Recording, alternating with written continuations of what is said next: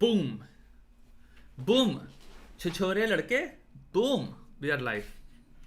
छिछोरे कैसे हो, क्या चल रहा है, कितने घंटे काम किया, नमस्ते कर दो भाई को। देख लोगे, नमस्ते भी नहीं करोगे, अंदर से आके फूटना चाहिए नमस्ते देखते ही। नमस्ते भाई, नमस्ते। जिसको हमारा लास्ट एक्सपीरियंस पता है, बैकग्राउंड म्यूजिक क्यू करो, बहुत ही सैड।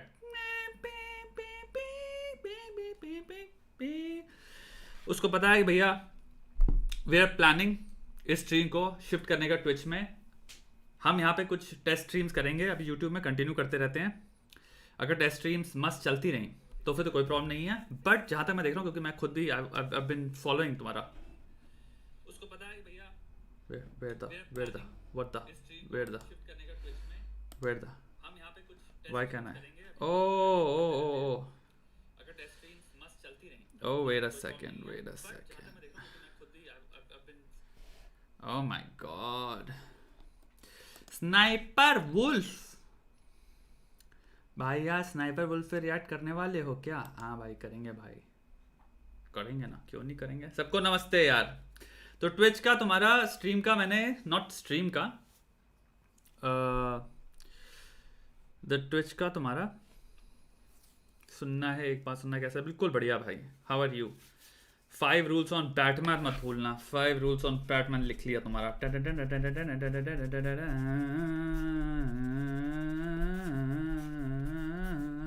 सो एनीवे, मैं भी बात कर रहा था कि I checked out Twitch.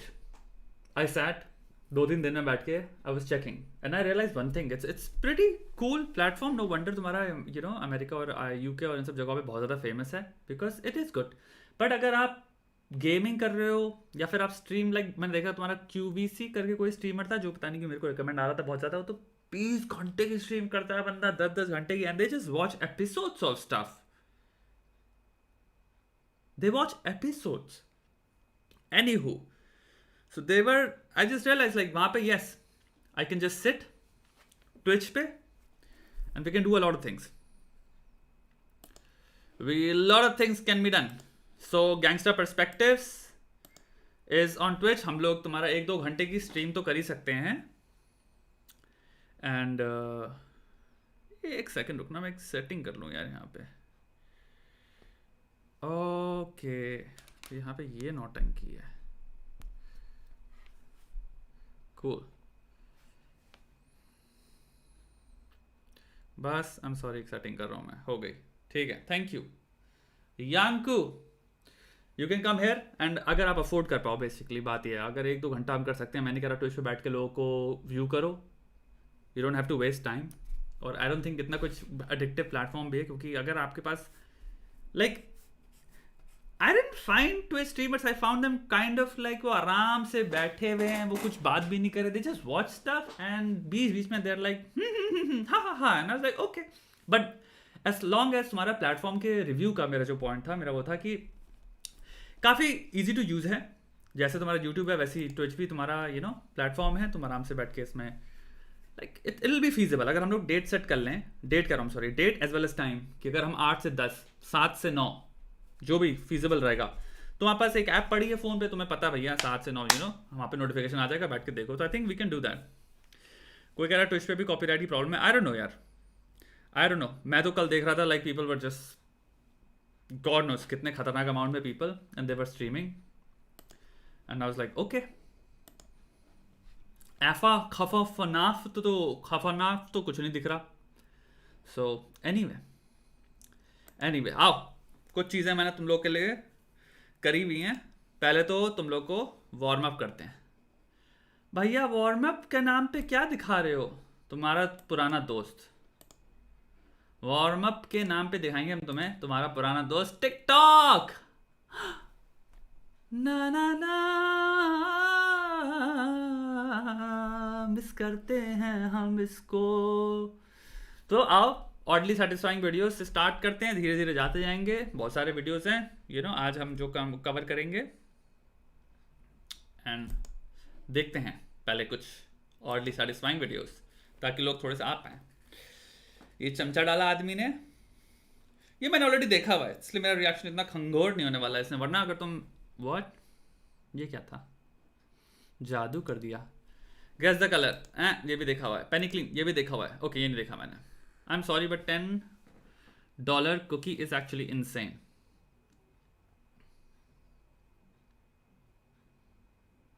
What, you gonna make a cookie? Okay.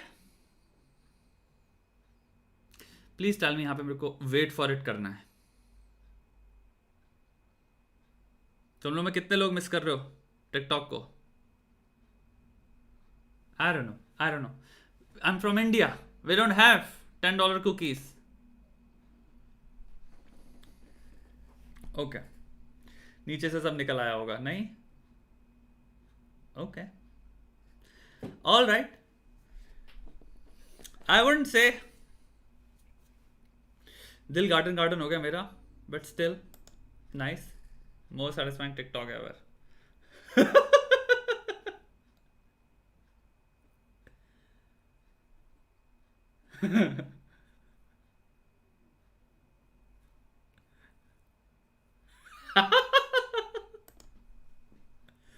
मैंने म्यूजिक वो कर रखा है क्योंकि कॉपीराइट आ जाएगी. सब लोग गाने लगाते हैं इसमें साइको की तरह, तो शुरू होने से पहले कॉपीराइट आ जाएगी भाई.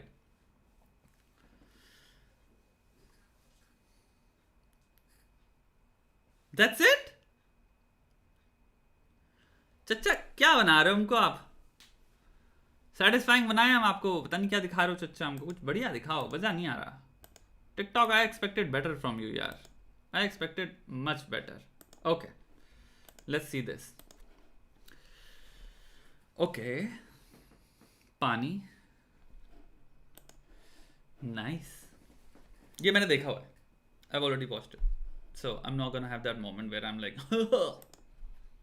painting a stranger on a NYC subway. Seriously? इतना ज़्यादा? Bro, okay. So मेरी theory. I don't think this is एकदम से बैठ के किया हुआ. बिकॉज व्हाट इफ एक इंसान को तुम पेंटिंग स्टार्ट करते हो और उसको नेक्स्ट प्लेटफॉर्म पे उतरना है. हाउ डू यू नो तुम कितना इन्वेस्ट करने वाले हो? जब तुम पेंटिंग लेके बैठते हो, कौन सा इंसान कितनी देर बैठेगा? You don't know. यानी कि अगर एक इंसान बैठा है, जब तुम्हारी पूरी पेंटिंग फिनिश नहीं आ रही, तो आई एम अज्यूमिंग या तो वो तुमसे मिला हुआ इंसान है and they just you know posing and sitting and this is done for a TikTok. या this is acting. She was like yeah yeah, I don't think so. I don't know. I'll call acting on this because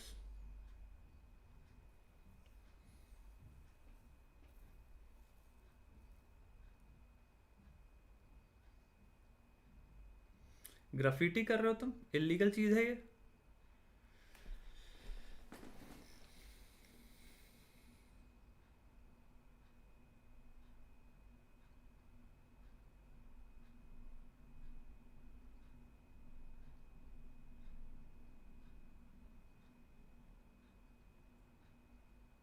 जो भी कह रहे हैं scripted. अबे गणेश बना रहा है क्या ये लौंडा?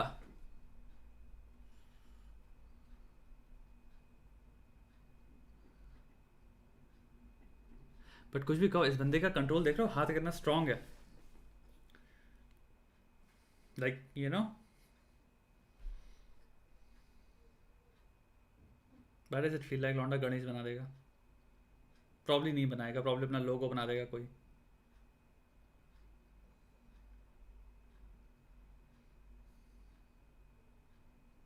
Wow, the speed.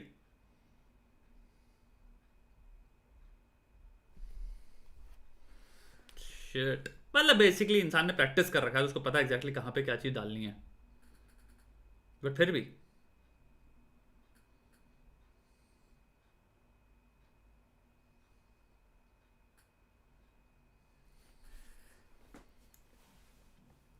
Okay. Bro कितना लंबा है टिकटॉक? कितने लंबे हो चुके हैं? आई थॉट 60 सेकंड्स की हुआ करते थे ना एट मोस्ट टिकटॉक्स. कितने like 1 minute 50 second TikTok full fledged videos दे रहा है basically. Okay, I don't know. Wow.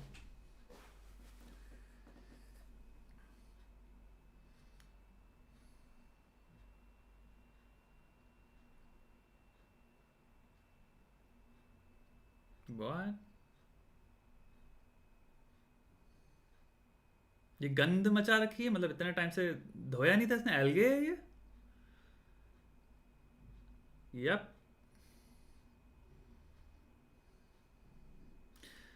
सफाई करके डालना भी।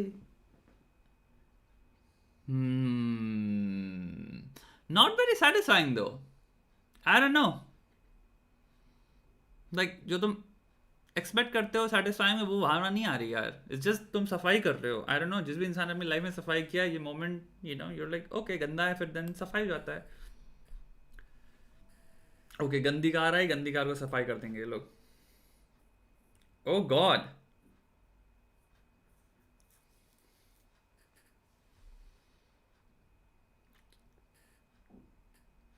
कौन सा स्प्रे है भाई ये?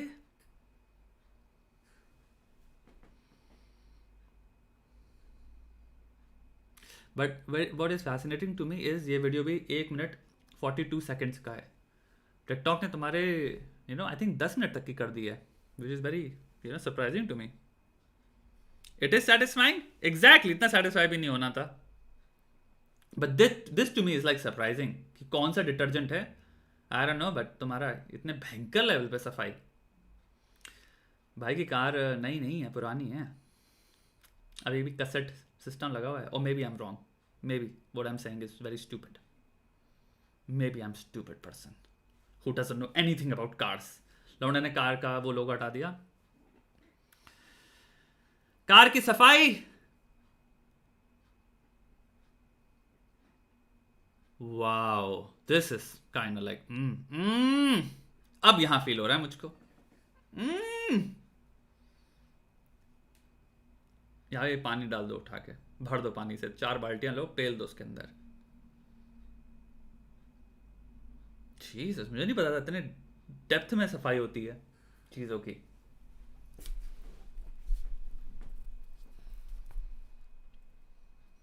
वाह जी, वाह जी। लड़का खाना खा रहा था, बताओ, मिडिल में खाना छोड़ के सफाई करना शुरू हुआ है। नहीं, लड़का पूरा खाना खत्म कर लेता, कहता अरे रुक जाइए, खाना खत्म कर लें फिर करते हैं हम। ठीक है जी, खाने बीच में नहीं होगा अभी। माइनक्राफ्ट,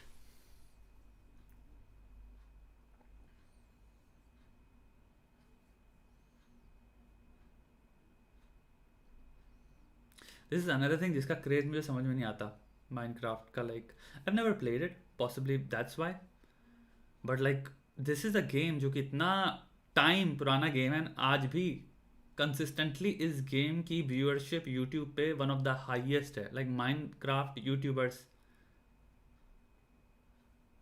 टिकटॉक में भी देखो ना तुम्हारा, like it's getting like Minecraft का सेपरेट तुम्हारा वो है, हैशटैग है। आई एम प्रीटी श्योर उस पर क्लिक करूँ तुम्हारे भरे होंगे ऐसे वीडियो तब आके।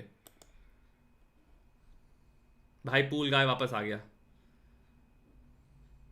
फेंकता रहेगा बोरे या कुछ। अरे बाप रे, बुरा आया है, गिरा देगा सारे। ओ जी ओ जी ओ जी ओ जी ओ जी ओ जी ओ जी ओ जी। प्योर ड्राइड वैक्यूम सॉल्ट,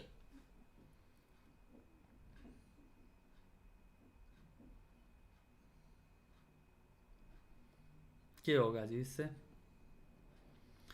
इतना सारा नमक डाल दोगे पानी में, ठीक है, हमको बर्दाश्त नहीं हो रहा, हमको सेटिस्फाइंग मोमेंट देखना है, क्या किए क्या हो पानी के अंदर। Okay ji, okay, I get it, that's it, that is the satisfying moment. Salt डाल दिया पानी में, तुम यार धोखा कर दियो हमारे साथ यार,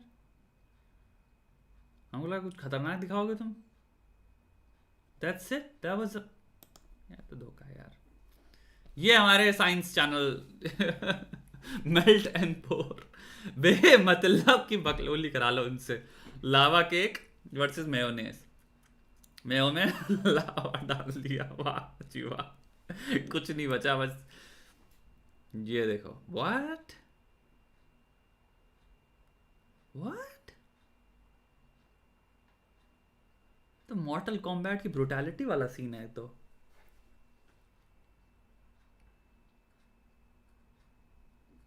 क्या खतरनाक था ये तो।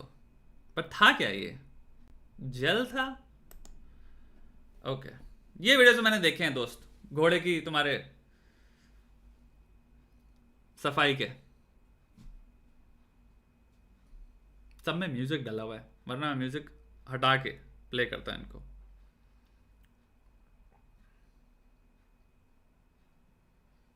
और सुनो तुम लोग यार नीचे रिकमेंड करते रहो क्या चीज़ें हैं जिस पर रिएक्ट चाहिए। अगर वो चीज़ें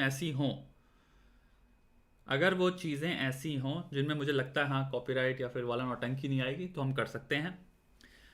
जैसे कि फॉर एग्जांपल बीबी की वाइन्स में कुछ, आई थिंक सो लॉन्डे ने वो लगा रखा है बीबी की वाइन्स ने content ID, and I think अगर इफ आई वॉच बीबी की वाइन्स में आ जाएगी कॉपीराइट स्ट्राइक। सो या एडिटेड थी वो, ओके ऑल राइट। यार एआईबी का भी कोई भरोसा नहीं है ना।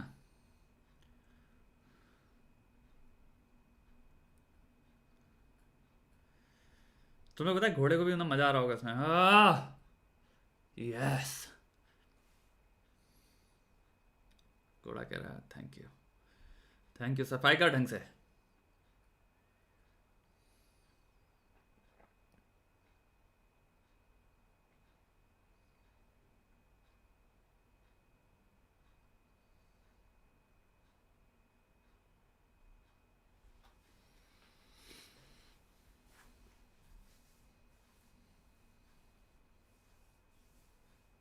हम्म हम्म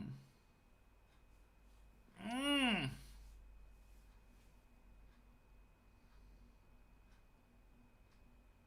पूरी चीजें निकाल लेगा वो। ओ ओ जी, लो जी, ये जी, सुनो जी।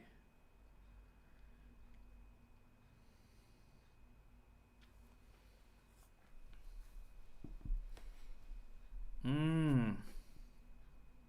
बेसिकली तुम बैठ के नक खुद काटते हो ना अपना, ये घोड़े के हूफ्स में जो चीजें बढ़ गई हैं ये उनको काट रहा है। घोड़ा कह रहा है अबे अबे एक सेकंड यार, क्रैम्प आ रहा है बे, क्रैम्प आ रहा है। कह रहा नहीं, पैर यहाँ रख, क्रैम्प वैम्प छोड़, तू पैर इधर रख अभी।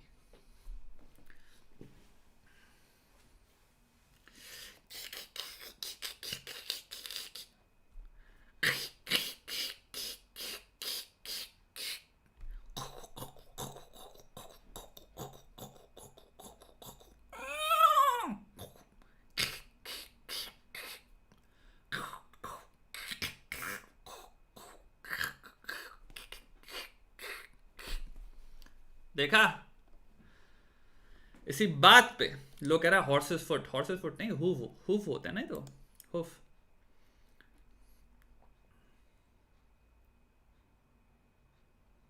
What is this? Water balloon, okay. तो इनके अंदर इसने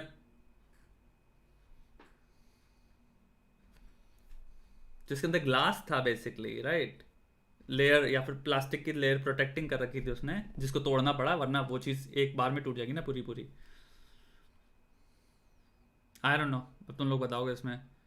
आई spend the whole video trying to figure out how this set this up.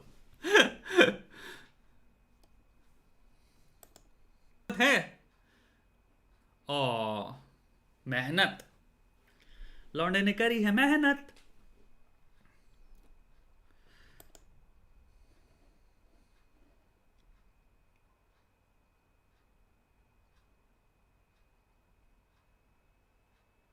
What? Okay. Nice. Awesome. Nice. Awesome. Nice. कितनी बार फेंकेगा बे? ओए ये सेम चीज रिपीट पे लगा दी क्या? नहीं, इतना लंबा था, ओके।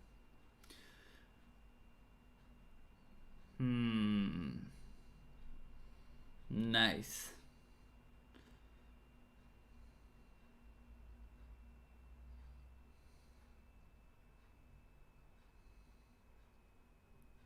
नाइस। बारिश भी शुरू हो गई। बारिश ने भी कहा चलो हम भी पानी भर देते हैं अपनी तरफ से थोड़ा सा यार, तुम भी यार आओ यार, थोड़ा सा रिएक्ट मारे। टिकटॉक हो गया। लेट्स गो गाइस, लेट्स गो।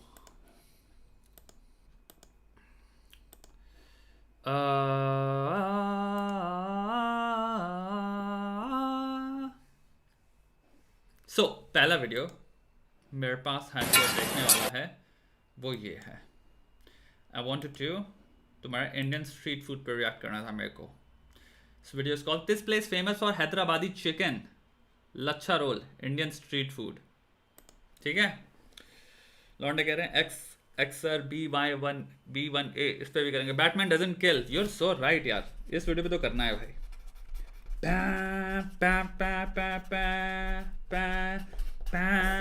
अब इससे पहले हम इस वीडियो को प्ले करें, ऊपर वाले को जिस पे भी आप विश्वास रखते हैं, जो भी ऊपर वाला है जिससे आपका कनेक्शन है, प्रे करो स्ट्रीम बंद ना हो। जिसको नहीं पता इसके बारे में, बहुत ही वो चीज़ है, करेंगे आज। बैटमैन डजंट किल पे भी करते हैं, 5 रूल्स ऑन बैटमैन पे करते हैं, सब पे करते हैं।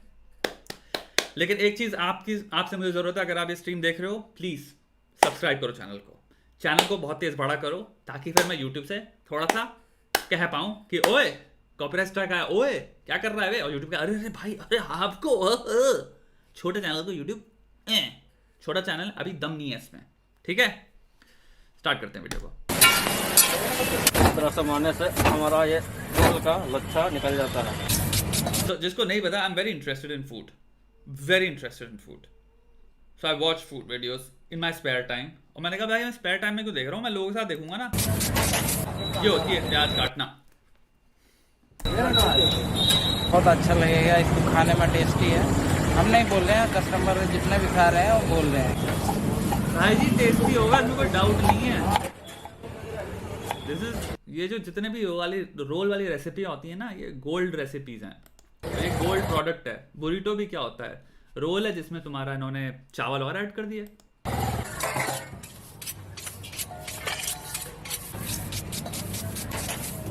मेरा दिल ना ऐसे धक धक कर रहा है, तो नींद नहीं है क्योंकि यूट्यूब पे स्ट्रीम कर रहे हैं। 20 साल हो गया, 20-22 साल। तभी भाई ऐसे 22 काट रहे साल की थे, है ना। हमको तो इनसिक्योरिटी हो रही है देख के। पहले तो नाइफ तुम्हारा यार एकदम जलवे वाला है। भाई एक दिन में कितने किलो प्याज यूज हो जाते हैं? एक दिन में हमारे पास कम से कम 12-13 किलो प्याज है ना, तो ज़्यादा काम होता 15 किलो भी हो जाता है। मेरे को तो पहले सर आपकी टी शर्ट का कलर बहुत अच्छा लगा, very good choice, I like it. जब दाम कम होता है प्याज का तो 15 किलो भी हो जाता है ना। काम कम हो या ज़्यादा हो रे वही सेम अब जो रेसिपी है भाई, वो रेसिपी है। सेम चलता है। ऑर्डर ज़्यादा मतलब क्वालिटी में कॉम्प्रोमाइज नहीं। ब्रो अगर क्वालिटी में वो हो जाएगा तो जो कस्टमर है वो भी फिर प्राइस अनियन का ज़्यादा, कस्टमर कम, बिजनेस प्रॉब्लम।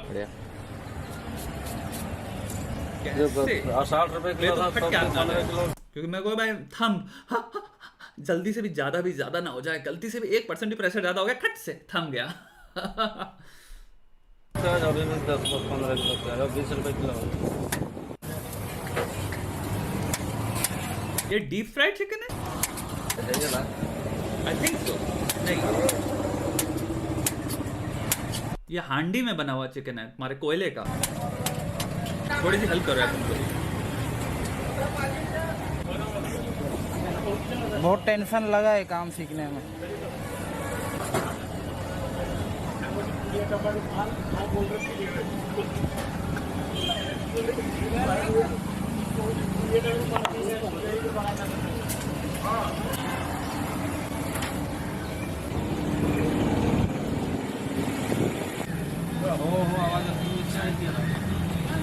इसे बनाने में कितना टाइम लगता है भाई? अबे तेरे वीडियो शूट कर तो रहा है यार, और एक चीज तुमने नोटिस की, लौंडे की आवाज एकदम समय रहना टाइप की है। इस वीडियो को बनाने में कितना टाइम लगता है भाई? बनाने में सुबह से लग जाता है। प्रोसेस रुक जाओ, बहुत प्रकार इसमें लेकिन एकदम समय रहने लगेगा, समय रहना बोल रहा है। इसे बनाने में कितना टाइम लगता है भाई? बनाने में सुबह से लग जाता है। प्रोसेस बहुत प्रकार इसमें माल गिरता है, मैदा हो गया, पानी हो गया, दूध हो गया, स्प्राइट गिरता है, मिल्क मेड गिरता है, केला गिरता है, चीनी गिरता है। नाइस। रेडी हो गया। बनने में ये रेडी हो गया, ऑर्डर आएगा दिया जाएगा। ऑर्डर आएगा ना? ठीक है, हमारे लिए तो दो रोल लेगा करेगा? दीजिए। जी।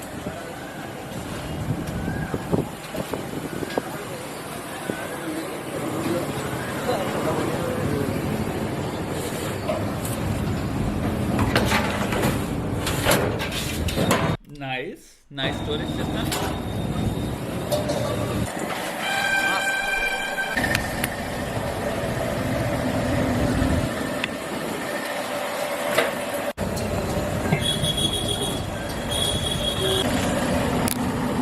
अभी तक कोई स्ट्राइक नहीं आई है, सब्सक्राइब करो, मजाक नहीं चल रहा है।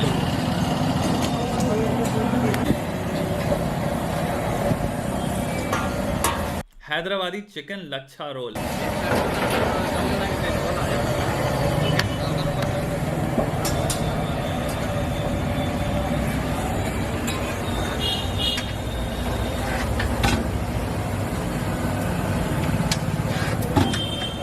एक रोल में कितने पीस आते हैं भाई? एक रोल में आपका 3 पीस आएगा, और इस तरह टुकड़ा काट काट के हम लोग एक रोल में 3 पीस डालते हैं।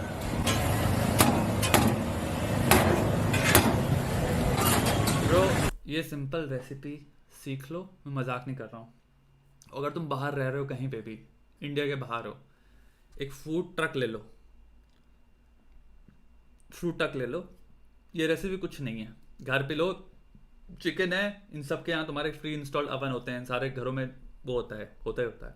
तो बस सिंपल भैया, दही लेना है बहुत सारा, पेलना है दही के अंदर चिकन, रखो अपने पास।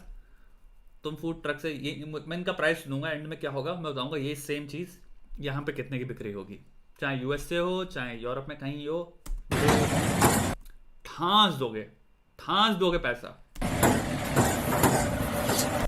स्ट्रीट फूड दुनिया के किसी भी कोने में चले जाओ, दबा के बिकता है, और टेस्टी स्ट्रीट फूड।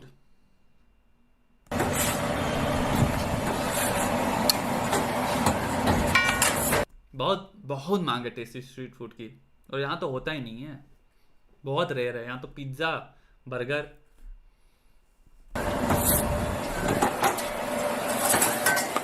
ये हो गया सर 2 पीस का सेट, 2 रोल का चिकन ना? हाँ जी हाँ जी। इसमें प्याज डालेगा थोड़ा सा, 1 2। थोड़ा हिसाब है ना? लड़के ने क्या काउंटिंग करी।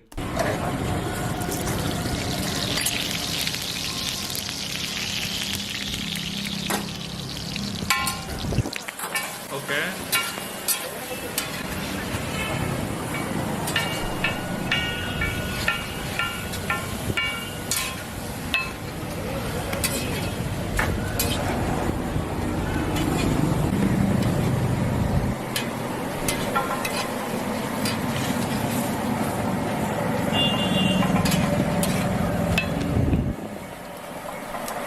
अब आवाज़ सही हो गई, अब आवाज़ काफ़ी लाउड हो गई होगी।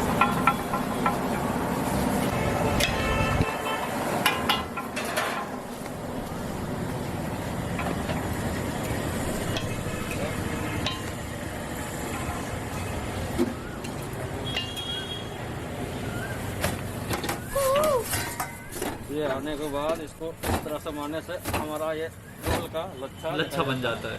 वाओ, इसको बनाया जाएगा रोल। तो प्याज दो,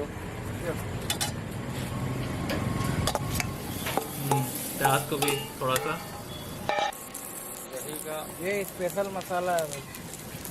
स्पेशल मसाला ना? और चटपटा कर दिया, क्योंकि तुम देख रहे हो चिकन में ऑलरेडी मैरिनेशन हो रखा है, चिकन ऑलरेडी चटपटा है। बट ये बात सही है, ऑब्वियसली आपको एक सॉस भी चाहिए।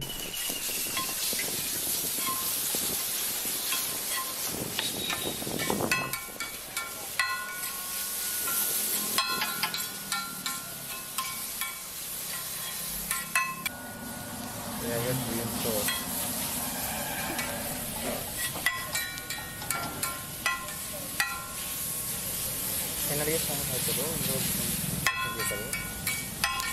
क्या करो तुम्हें ना, क्या करो ट्राई करो। ये हमारा मसाला रेडी हो बड़ी चीज नोटिस करी तुमने? हाँ, गया। चलो बाद में बताएंगे। इसके बाद रोल का ऊपर इस इसको डालेंगे अच्छा रोल, अच्छा चिकन रोल। मसाला रेडी है, मसाला इसका ऊपर डाल दिया। उसके बाद दोनों को बराबर, दोनों को हो गया मसाला। चिकन के साथ प्याज डाला हुआ है, इसमें मसाला डाला हुआ है। उसके बाद थोड़ा सा प्याज डालेंगे ऊपर से और और प्याज। और प्याज थोड़ा सा हल्का सा डालना पड़ता है इसको, खाने में थोड़ा मीठा सा आएगा, खट्टा मीठा। क्रंचीनेस आएगा ना बढ़िया। उसके बाद टोमेटो केचप, सॉस, टमाटर सॉस, हल्का हल्का टमाटर सॉस डालना पड़ेगा। उसके बाद चटनी, ये है पुदीना का चटनी है, ओके, पुदीना चटनी, पुदीना हरा का चटनी।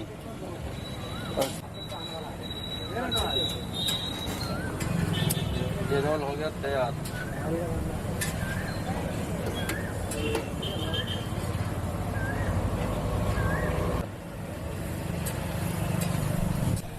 उसके बाद रोल पेपर में हम इसको फोल्ड करके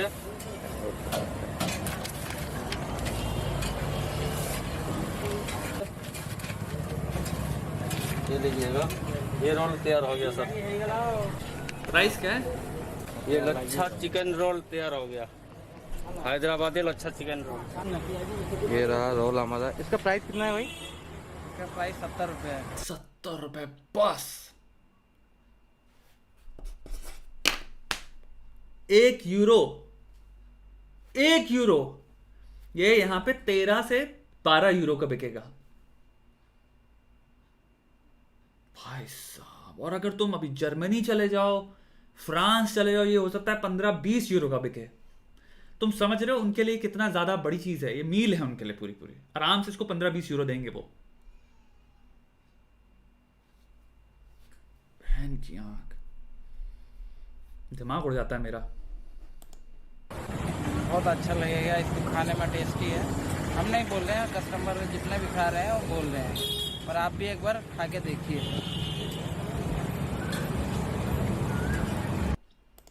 this is surprising to me.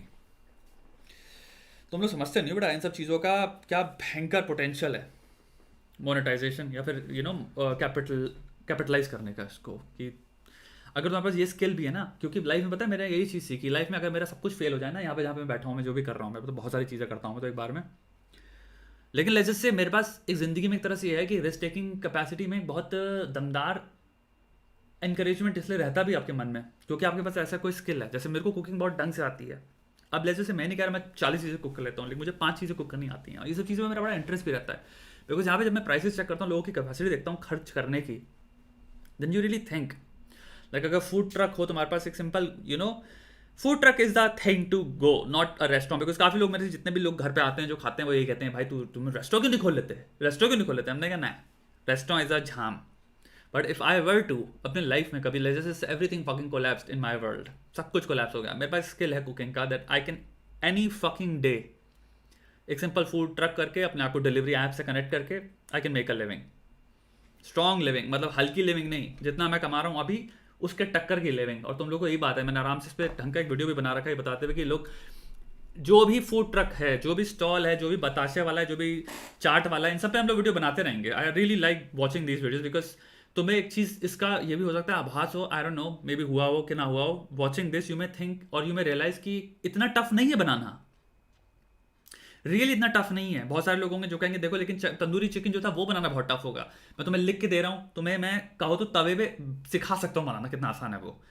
8 minute लगते हैं अवन में, 8 से 16 मिनट लगते हैं। चिकन बहुत तेज पकता है, 8 मिनट के बाद वो रबर हो जाएगा। 8 मिनट की कुकिंग है चिकन की, तो प्रिपरेशन को इतनी लंबी है ही नहीं। आपको लग रहा है मेरे को 4 घंटे लगे, 5 घंटे लगे, नहीं यार, मैरिनेट करके रख दो, आधे घंटे मैरिनेशन है, 6 घंटे का ये है। मैं एक बात कह रहा हूँ। एंड इसके बाद तुम इस वक्त स्टॉल जहाँ पे इंसान ये चीज़ कर रहा है, इधर प्रिपरेशन देखो कितनी कम है। एंड अगर तुम इसको 10 यूरो में बेच रहे हो, 15 यूरो में बेच रहे हो, जो कि प्राइस पॉइंट ईजी है लोगों के लिए। यहाँ पे तो आराम से, यहाँ पे बुरी तो खरीदता हूँ मैं, 2 कौड़ी का बरी तो आता है। ऑब्वियसली बहुत ही रेयर होता है ना, तुम एक मैक्सिकन इंसान बरीतो बना के जो मैक्सिको मिलेंगे वो तो डिफरेंट होगा। वही तुम्हारा 12-12, 13-13, 17-17 यूरो का होता है। बरीतो के अंदर क्या होता है, बीफ होता है। बीफ वाला मैं तो खरीदता नहीं, मैं चिकन वाला खरीदता हूँ। लेकिन बीफ होता है, बरीतो ट्रेडिशनल डिश में होगा बीफ, राइस और तुम्हारा कुछ बीन्स, राजमा।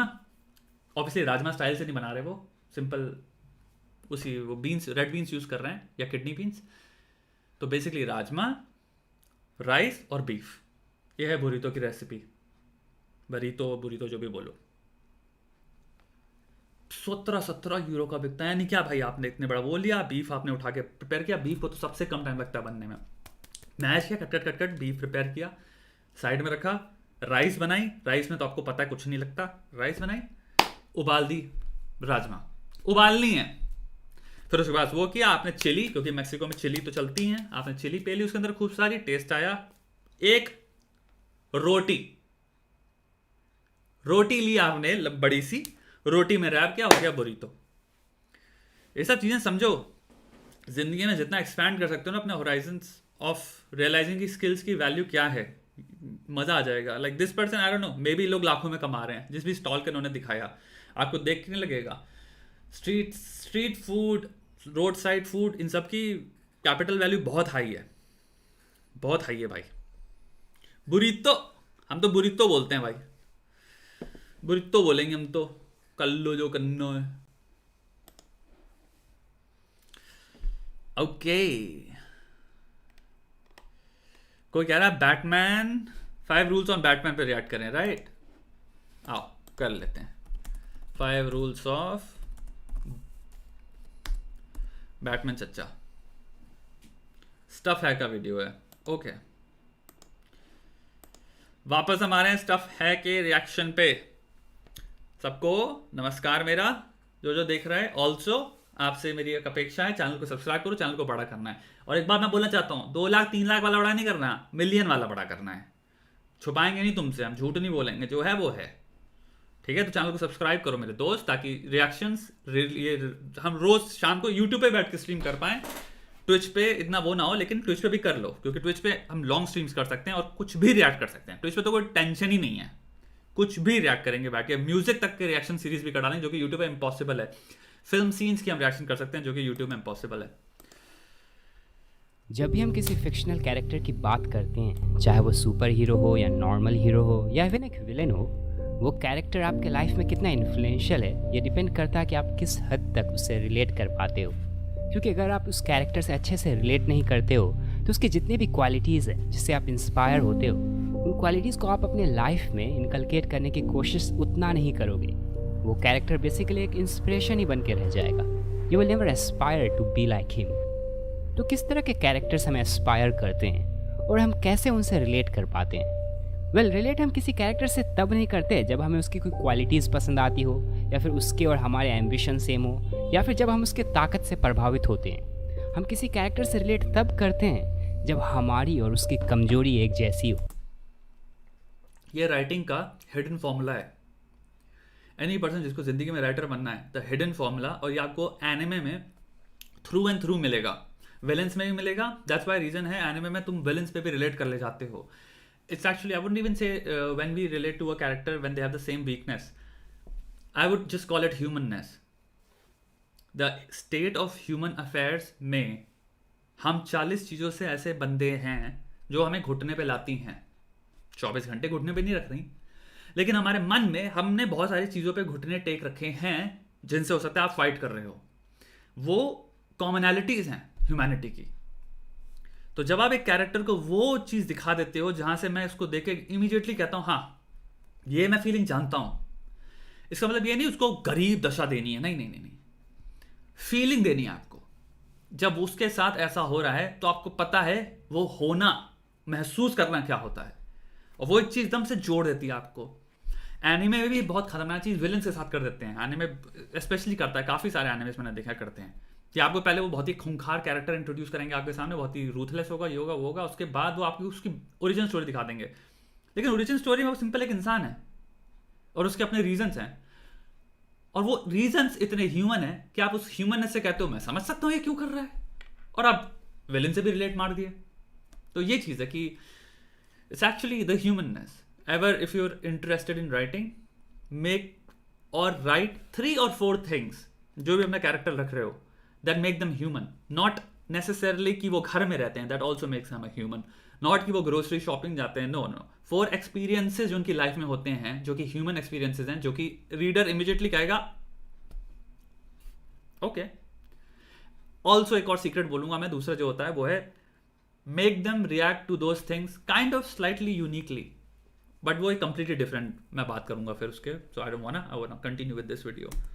हमारी गलतियाँ एक जैसी हो, वो भी उतना ही लिमिटेड हो जितना कि हम हैं, क्योंकि ऐसे में आपको यह एहसास होता है कि he doesn't have any more advantage than you have, और तब ही हम किसी कैरेक्टर से एक स्ट्रॉन्ग कनेक्शन बना पाते हैं, उसके क्वालिटीज़ को अपनी ज़िंदगी में ढालने की कोशिश करते हैं। और बैटमैन ऐसे ही कैरेक्टर्स में से एक है जो बस एक इंस्पिरेशन ही नहीं बल्कि एक एस्पिरेशन है, something that we all want to be and can be. Batman is a belief to turn tragedy into motivation, fear into strength, and darkness into an ally. वो भी उसी चीज़ से स्ट्रगल करता है जिस चीज़ से हम और आप करते हैं अपनी आम जिंदगी में। इसीलिए आज बात करेंगे बैटमैन के 5 क्वालिटीज़ के बारे में, या फिर यूँ बोलो कि उसके 5 रूल्स जिससे वो अपनी पर्सोना को बनाता है, अपनी ज़िंदगी के कठिनाइयों का सामना करता है। My name is Najeeb and you are watching stuff है। Batman I don't think super hero universe में उससे ज़्यादा यूनिवर्सली लव्ड और एक्सेप्टेड और admired I think super hero. I was just recently thinking about this, क्योंकि मैं मूवी रोज शाम को सोचता हूँ मैं जाऊँगा देखने, रोज every single day I sit and I think मैं बैटमैन देखने जाऊँगा, एंड मेरे को समझ नहीं आता कि क्यों है मेरे अंदर अभी। I am fucking 32-year-old man, I am like at what point will I stop craving you know कि मेरे को थोड़ा बैटमैन चाहिए अपनी जिंदगी में। एंड आई रियलाइज लाइक मेरी वाइफ से मेरी बात हो रही थी, उसने ये कहा कि मेरे उसका like I was talking to her about some person जिसके साथ हो सकता है मैं बैटमैन देखने जाऊँ, और and she said okay that's a guy, okay so she said like maybe उसका इंटरेस्ट नहीं है, and I was just like there is not a single man जो बैटमैन नहीं देखना चाहता। Like Batman has this thing, and specially Batman, जहाँ पे guys I would say, I don't know about girls कितना ज़्यादा, बट गाइज स्पेशली मोस्ट, या फिर I would say I am yet to meet a guy जो कि Batman के लिए पागल नहीं था, that you don't have that thing for Batman, and it's very interesting because again because he probably is because वो ह्यूमन है, probably that because Batman is the most humans can be. It could also be that stoic के point of view से भी endurance, self building, कितनी peak को हम touch कर सकते हैं कि इंसान अपनी औकात में रह के किस लेवल पे अपने आप को डेवलप कर सकता है, किस लेवल पे अपने आप को पुश कर सकता है। Maybe that signifies Batman, I don't know, to people different things to different people, probably is just badass, he's just a motherfucking badass superhero. Number 1, expose yourself to fear. खुद को अपने डर के सामने लाओ। अगर हम Batman पे बात कर रहे हैं और फियर पे बात ना करें, ये पॉसिबल ही नहीं है। Fear is central to Batman's persona, और बैटमैन बहुत ही सही सब्जेक्ट है अगर आपको फियर को अच्छे से समझना है। फियर एक यूनिवर्सल इमोशन है, हम सबको पता है डर के बारे में, क्योंकि हम सब ने इसे महसूस किया है और आज भी करते हैं। आपकी चाइल्डहुड की फियर्स, आपकी टीनेज की फियर्स और अडल्ट और ओल्ड एज की फियर्स, ये सारे अलग अलग होते हैं, लेकिन इन चीज़ों में जो कॉमन होता है वो ये है कि we always fear things that we don't understand. मतलब कि हम अक्सर उन चीज़ों से डरते हैं जिन्हें हम अच्छे से समझ नहीं पाते, या फिर हम जो हमसे अनफेमिलियर हैं। तो कोई भी चीज़ जिसे आप नहीं जानते हो, आप समझते नहीं हो, या वो एलियन है आपकी सराउंडिंग्स और आपके जो भी चीज़ से आप यूज टू, उनसे हम डरते हैं। इसलिए हमारा इमीडिएट रिएक्शन होता है उनको चेक करना, उनको डेनिग्रेट करना, उनको नीचे करना, या फिर उनको किसी तरह से ह्यूमनाइज करना। और ह्यूमनाइज करके हम पहला हमारा रिएक्शन क्या होता है, उसको हमें कास्ट करना है, क्योंकि हमारे को सर्वाइवल के पॉइंट ऑफ व्यू से हमें डर लग रहा है, क्योंकि हमें नहीं पता ये चीज़ क्या है और हमें लगता है शायद ये हमें हार्म कॉज कर सकती है। इसलिए इंसान चेंज से भी डरता है, समझे? चेंज तक से भी इसलिए इंसान डरता है क्योंकि वो चेंज अनफेमिलियर होता है, और फेमिलियरिटी सेफ है। सर्वाइवल के पॉइंट ऑफ व्यू से, एवोल्यूशन के पॉइंट ऑफ व्यू से सर्वाइवल में हमें लगता है जो भी चीज़ हमारी चल रही है वो उससे हम जिंदा है। एक तरह से फियर इज डार्कनेस, एक अंधकार है, और इसी अंधकार में पनाह लेता है बैटमैन ताकि वो क्रिमिनल्स को डरा सके। बचपन में ब्रूस वेन जब उस केव में गिरता है तो उसमें बैट्स की फोबिया पैदा हो जाती है। फोबिया मतलब कि वो डर जो आपको पूरी तरह से पैरालाइज कर दे। Fear of a situation that is out of proportion to its danger. जितना खतरा नहीं है हम उससे भी ज़्यादा एस्यूम कर लेते हैं। स्केयरक्रो फोबिया पैदा करता है लोगों में अपने उस केमिकल के थ्रू। पर जब यंग ब्रूस बैट्स को फेस करने का हिम्मत जुटाता है तो उसे रियलाइज़ होता है जो वो चीज़ लाइफ में करना चाह रहा है उसका आंसर इसी फियर में है। जिस डर से वो भाग रहा था उसी डर का इस्तेमाल करके वो क्रिमिनल्स को डरा सकता है। और कभी कभी फियर बहुत ज़रूरी चीज़ होती है ज़िंदगी में आगे बढ़ने के लिए, specially fear of death. Batman उस कुएं में जंप तभी लगा पाता है जब वो बिना रस्सी के ट्राई करता है, क्योंकि ऐसे में उसे मौत का डर होता है। Fear of death is an ultimate form of motivation. इसलिए डर कोई गलत चीज़ नहीं है, ये एक नेसेसरी और एवोल्यूशनरी इमोशन है। और कभी कभी what you fear is an indication of what you seek. Rumi का एक कोट है, the cave you fear holds the treasure you are seeking, so expose yourself to fear. वहीं ब्यूटी है, वहीं ब्लिस है, और हाँ शायद वो आंसर भी जो आप अपनी ज़िंदगी में खोज रहे हो। फियर, एंजाइटी, ये सारे आप चीज़ समझो ना, ये सारे एंशंट इमोशंस हैं। जैसे जैसे आप मिलियंस ऑफ ईयर्स की एवोल्यूशन के थ्रू इंसान बने हो, वो फियर्स जो भी हैं, ये जो इमोशन है एंजाइटी और फियर दोनों, ये आ रहे हैं उस इंसान बनने की प्रतिक्रिया से। यानी कि इंसान कितनी बार जब जंगल में अकेला चल रहा था, वो इंसान नहीं था, हमारे पूर्वज थे, जब वो झुंड में थे, तो वो फियर ने कई बार उनको बताया या बचाया, यहाँ कदम मत लो, अंधेरा हो रहा है, मे बी यहाँ मत जाओ, मे बी इधर रुक जाओ। एंजाइटी साइन था डेंजर का। अब एंजाइटी इसलिए दो तरह की होती है आज भी। Anxiety is not always a bad thing. Anxiety आज भी कई बार होती है कि आपको लग रहा है किसी चीज़ का डर है, आपको कुछ खराब हो सकता है। सोशल एंजाइटी और ये सब चीज़ें क्या होती हैं, इमेजिनरी ओवर एग्जैजरेटेड या इमेजिन्ड सिनारियो जहां पे आपके साथ बहुत बुरा हो रहा है एक्चुअल में, इसलिए आपको रिजल्ट से एंजाइटी हो रही है। लेकिन एंजाइटी का एक्चुअल एवोल्यूशनरी आंसर ये है, आपको सेफ रखना। आपका ब्रेन इसलिए सडनली आपको नॉक करके फ्लाइट और फाइट मोड पे ले आता है। Number 2, take control of your life. Batman mythology का जो सबसे इंटीग्रल पार्ट है, जिसके फाउंडेशन पे ब्रूस वेन का ट्रांसफॉर्मेशन। एक second, and also that Rumi quote is very interesting. I really agree with that कि ये जो है, The cave you fear holds the treasure you are seeking. I wouldn't say the treasure you are seeking, but the caves, I would like to make it plural, क्योंकि काफ़ी caves हैं. You fear holds the treasure, I wouldn't say treasure, but so expose yourself to fear. वही beauty है. इस पर मैं 100% exist करता हूँ, क्योंकि हमारे fear, again, कितनी बार जो भी चीज़ें होती हैं जिनसे हमें डर लगता है स्टेप इन करने में, यहाँ पे कितने लोग हैं मेरे को देखते हैं जो कि अगर कोई नई बात कर रहे हो तो कहते हैं ये हम चेंज नहीं कर सकते, ये प्रथा है, ऐसी चीज़ें होती आई हैं। एंड मैं समझ सकता हूँ तुम क्या बोल रहे हो, फैमिलियर है वो। इसका मतलब ये नहीं है जो अनफैमिलियर है वो गलत है। इसका मतलब ये नहीं है अनफैमिलियर है उसमें नए उत्तर नहीं है। ये समझो, बहुत खतरनाक चीज़ है ज़िंदगी में। मैं बहुत बड़ा इस बेवकूफ़ी में जिया हूँ। जब मैं छोटा था इस एरोगेंस में जीता था कि ट्रैवलिंग करना बेवकूफ़ वाली चीज़ होती है, क्योंकि दुनिया में मुझे जो भी चीज़ चाहिए वो यहाँ पे है। बाहर दुनिया में मुझे क्या दिखेगा, बाहर दुनिया में देख के मैं क्या जानूंगा, क्यों मैं जाऊँ नदी के किनारे बैठ के मैं चीज़ें देखूँ, मुझे को नदी क्या सिखाती, मैं ऐसे सोचता था। जब मैं बाहर निकला मैं बता नहीं सकता मेरा कितनी चीज़ों से मैंने एक्सपीरियंस किया, नई नई एक्सपीरियंसेस जिन्होंने मेरे को नई नई चीज़ें सुचवाई। मैं नहीं कह रहा हर चीज़ का मतलब इंटेलेक्चुअल ग्रोथ है, इंटेलेक्चुअल ग्रोथ हो सकता है 0% ही हुई हो, बट महसूस किया मैंने बहुत सारी चीज़ें जो मैं ज़िंदगी में कमरे में कभी ना कर पाता। बहुत सारे नए पर्सपेक्टिव सिंपल एक जगह पे बैठ के मुझे लोगों को देख के मिले, जिन जिंदगी में लोगों को मैं कभी ना देखने वाला था, लेकिन वो उसी पृथ्वी में मेरे साथ जैसे मैं एग्जिस्ट कर रहा हूँ वो एग्जिस्ट कर रहे थे। इसी पल में तुम जहाँ बैठे हो फ्रांस में भी बहुत सारे लोग बैठे हैं, तुम्हें पता है। पेरिस में पता नहीं कितने लोग क्या क्या जिंदगी जी रहे हैं, क्या क्या कर रहे हैं, तुम उनसे जिंदगी में कभी नहीं मिलने वाले। साउथ अफ्रीका में कितने लोग बैठे हैं, इस वक्त क्या क्या क्राइम्स हो रहे होंगे, इस वक्त क्या क्या चीज़ें हो रही होंगी, हॉस्पिटल से लेके कैफे से लेके, कई जगह रात हो रही है, कई जगह दिन हो रहा है, लेकिन तुम्हारे साथ कितने सारे इंसान हैं जो जी रहे हैं इस वक्त, कितने सारे, हम कभी सोचते नहीं हैं। ट्रैवलिंग ने एक चीज़ मुझे बहुत खूबसूरत महसूस कराई, वो ये थी कि मैं पहली बार, सबको नहीं, उनमें से कुछ परसेंटेज लोगों को जिनसे मैं ज़िंदगी में कभी नहीं मिलने वाला था, मेरी डेस्टिनी में नहीं लिखा था मिलना या देखना, उनको एटलीस्ट देखने को मिला। कुछ लोग जो मेरे साथ मेरी पृथ्वी में मेरे साथ मेरे ग्रुप के थे, हम लोग 2020 से 2100 की जनरेशन है, इसके बीच में टपक जाएंगे। मेरा ये ग्रुप है, ऐसे समझो तुम लोग भी, हम लोग काइंड ऑफ एक ग्रुप के लोग हैं, हम लोग इस सेंचुरी के हैं। तो मुझे अपनी सेंचुरी कुछ लोग देखने को मिले, मुझे कभी जिंदगी में नहीं पता इनकी भी जिंदगी है।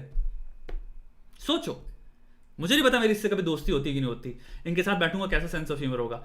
कभी जिंदगी में कोई रिमोट कनेक्शन नहीं है जिसकी वजह से हम कभी साथ में बैठ पाएंगे, तो वो नहीं हो पाएगा। लेकिन एटलीस्ट मैं देख सकता हूँ, एटलीस्ट देखने से मेरा दर्द कम होता है।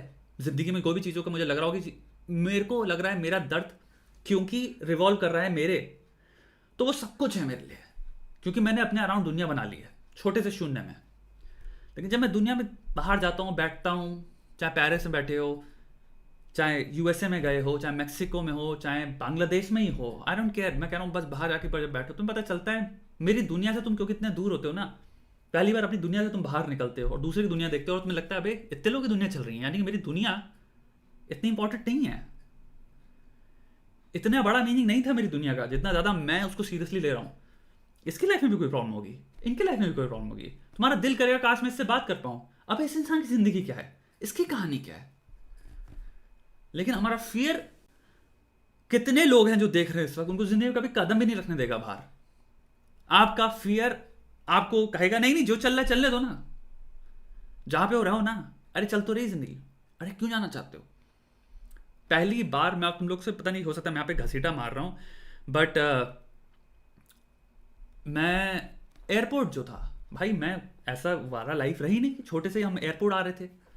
मुझे याद है पहली बार इंटरनेशनल एयरपोर्ट जाना है तो हम 4 घंटे पहले आ गए गधे की तरह, क्योंकि कुछ पता ही नहीं है प्रोसीजर क्या होता। तो हम, ये हर एक इंसान की वो होती है, नेचर होता है, जिसने अपनी लाइफ में कभी उसको पता नहीं है इसमें प्रोसीजर क्या होगा, तो हम प्री प्रिपेयर या फिर ऑटोमेटिकली इतना ज़्यादा टाइम कैलकुलेट करके आते हैं। ठीक, ज़्यादा टाइम भी लगेगा तो ठीक है, प्रोसीजर फिगर आउट करने के लिए भी टाइम चाहिए। एंड मैं वो समझ सकता हूँ, पहली बार में मेरा वो जो था कि होता कैसे है एयरपोर्ट। मैंने यूट्यूब पे वीडियो देखे हैं, international airport, how YouTube like Indian international airport, कोई व्लॉग करके मुझे दिखा रहा है कि ये होता है चेक इन, ये होता है चेक इन, ऐसे जाते हैं, फिर वहाँ पे टिकट होती है। अब मैंने कहा तो बहुत ईजी लग रहा है। फिर जब गए, जब हो गया, हमने कहा भाई ये था बस। बट उससे पहले डर था, डर होता है क्योंकि वो अननोन था, कभी नहीं किया, कभी नहीं गए थे इंटरनेशनल एयरपोर्ट, कभी नहीं पता था कि भाई कहाँ टिकट दिखानी पड़ती, क्या होता होगा, क्या प्रोसीजर होता होगा, कहाँ जाके। मेरे पास तो एक प्रिंट आउट निकाली हुई टिकट है, अंदर कैसे जाते होंगे कुछ नहीं पता था, पहली बार का। अच्छा ओके, बट ये जाने से पहले डर था। मैं ऐसे 400 चीज़ें बता सकता हूँ तुम्हें जब पहली बार चीज़ें कर रहे होते हो, जो आता है डर। बट मेरे अंदर ये चीज़ है, मैं ईजिली पावर थ्रू कर पाता हूँ अपने डर के, ईजिली, मेरी डर से नहीं फटती कभी। लेकिन बहुत लोग हैं अपनी ज़िंदगी में देखा इनकी डर से फटती है, और क्योंकि डर है इसलिए फटेगी आपकी। लेकिन अगर पावर थ्रू कर सकते हो तो तुम्हें पता चलेगा कि सेकंड टाइम पे कभी डर नहीं लगता। जो चीज़ के बारे में डर है, जब एक बार कर लोगे तो पता चलेगा ये था, सेकंड टाइम नहीं लगेगा। लेकिन पहले टाइम ही उनको रोक देती कई चीज़ें, इसलिए मैं हमेशा कहता हूँ पावर थ्रू कर लो पहली बार में। वही ब्लिस है, और हाँ शायद वो आंसर भी जो आप अपनी ज़िंदगी में खोज रहे हो। और अगर नहीं भी खोज रहे हो, कई आंसर हैं जो कि आपको पता ही नहीं है क्वेश्चंस ज़रूरी थे, तो आपको जब वो आंसर मिलता है आपको पता चलता है वाह ये क्वेश्चंस भी इतने खूबसूरत थे, पता ही नहीं था। कई बार समझो तुम्हारे दिमाग में 40 क्वेश्चन है, अभी इनके बारे में पता ही नहीं तुम्हें, वो बहुत इंपॉर्टेंट क्वेश्चंस हैं, और वो तभी मिलते हैं, सेरेंडिपिटी कहते हैं उसको, एक्सीडेंटली। दुनिया में बहुत सारी सीख एक्सीडेंटल सीख होती हैं, और बहुत गजब सीख होती हैं, क्योंकि हम जो खोज रहे हैं वो तो हमारी लिमिटेड इन्फॉर्मेशन के हिसाब से है ना। दुनिया ऐसे चलती है, नौकरी कर लो, ये कर लो, वो कर लो, ये कर लो, वो कर लो, ये कर लो, वो कर लो। हमको जो 40 चीज़ें सिखा दी गई हैं, जो सब इंसान को सिखाई गई हैं, वो यूनिवर्सल ट्रूथ कहाँ से हो गए, वो तो सबको ही पता है ना, कॉमन ट्रूथ्स हैं वो, और उसमें तो 90% फॉल्स हैं, उसको अराइवल फैलेसी भी कहते हैं। Number 2, take control of your life. Batman mythology का जो सबसे इंटीग्रल पार्ट है, जिसके फाउंडेशन पे ब्रूस वेन का ट्रांसफॉर्मेशन बैटमैन में होता है, वो है ब्रूस के पेरेंट्स का death. A rich kid at the wrong place at the wrong time. यहाँ एक बच्चा जिसे बहुत ही अर्ली एज में ये पता चल जाता है कि सिक्योरिटी इज़ टेम्पररी, इज़ फ्रैजिल। होता यूँ है कि जब हम छोटे होते हैं तो हमें लगता है कि our parents are immortal and we are very secure, चाहे कुछ भी हो जाए। वो तो जब हम बड़े होते हैं तो हमें इस चीज़ का एहसास होता है कि एवरीबडी इज़ इक्वली इंडेंजर्ड, किसी के साथ भी कुछ भी हो सकता है। लेकिन अगर ये सेंस ऑफ सिक्योरिटी कोई बहुत ही यंग एज में खो दे तो इसका बहुत ही गहरा साइकोलॉजिकल इम्पैक्ट पड़ता है उस बच्चे पे, और बहुत केसेस में नेगेटिव इम्पैक्ट भी पड़ता है।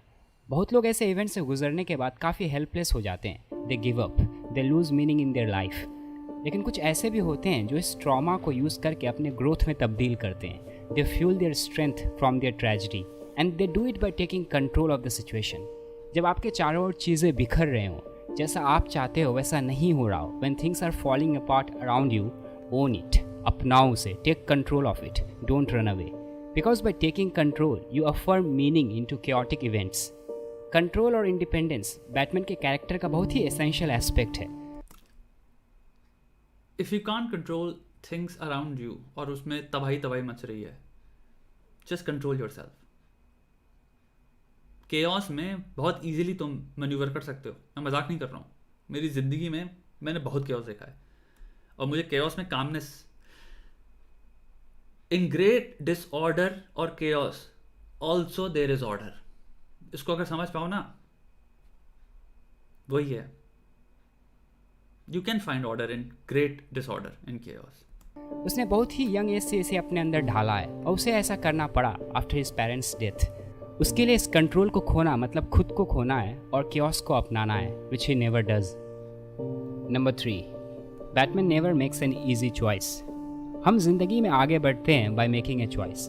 हमेशा हर सेकेंड आप कोई ना कोई चीज़ को चूज़ करते हो। हर पल आपके सामने इन्फिनिट पॉसिबिलिटीज़ होती हैं और आप उन इन्फिनिट पॉसिबिलिटीज़ में से कोई एक चीज़ को चूज़ करते हो। अब बहुत सारे वीडियोज़ में से इस वीडियो को चूज़ किए देखने के लिए, वेल थैंक्स फॉर दैट। लेकिन पॉइंट ये है कि it's easy to make a choice अगर उसका कोई इमीडिएट बुरा कॉन्सिक्वेंस ना हो। मतलब कि अगर बॉम्ब के दोनों तार काटने से ही बॉम्ब डिफ्यूज़ हो सकता है तो हम बिना सोचे समझे कोई भी तार काट देंगे, पर अगर उसमें से कोई एक तार काटने से बॉम्ब ब्लास्ट भी हो सकता है तो ऐसे सिचुएशन में पसीना छूट जाएगा। और बैटमैन के सामने जो सिचुएशंस होते हैं वो एग्जैक्टली ऐसे ही होते हैं।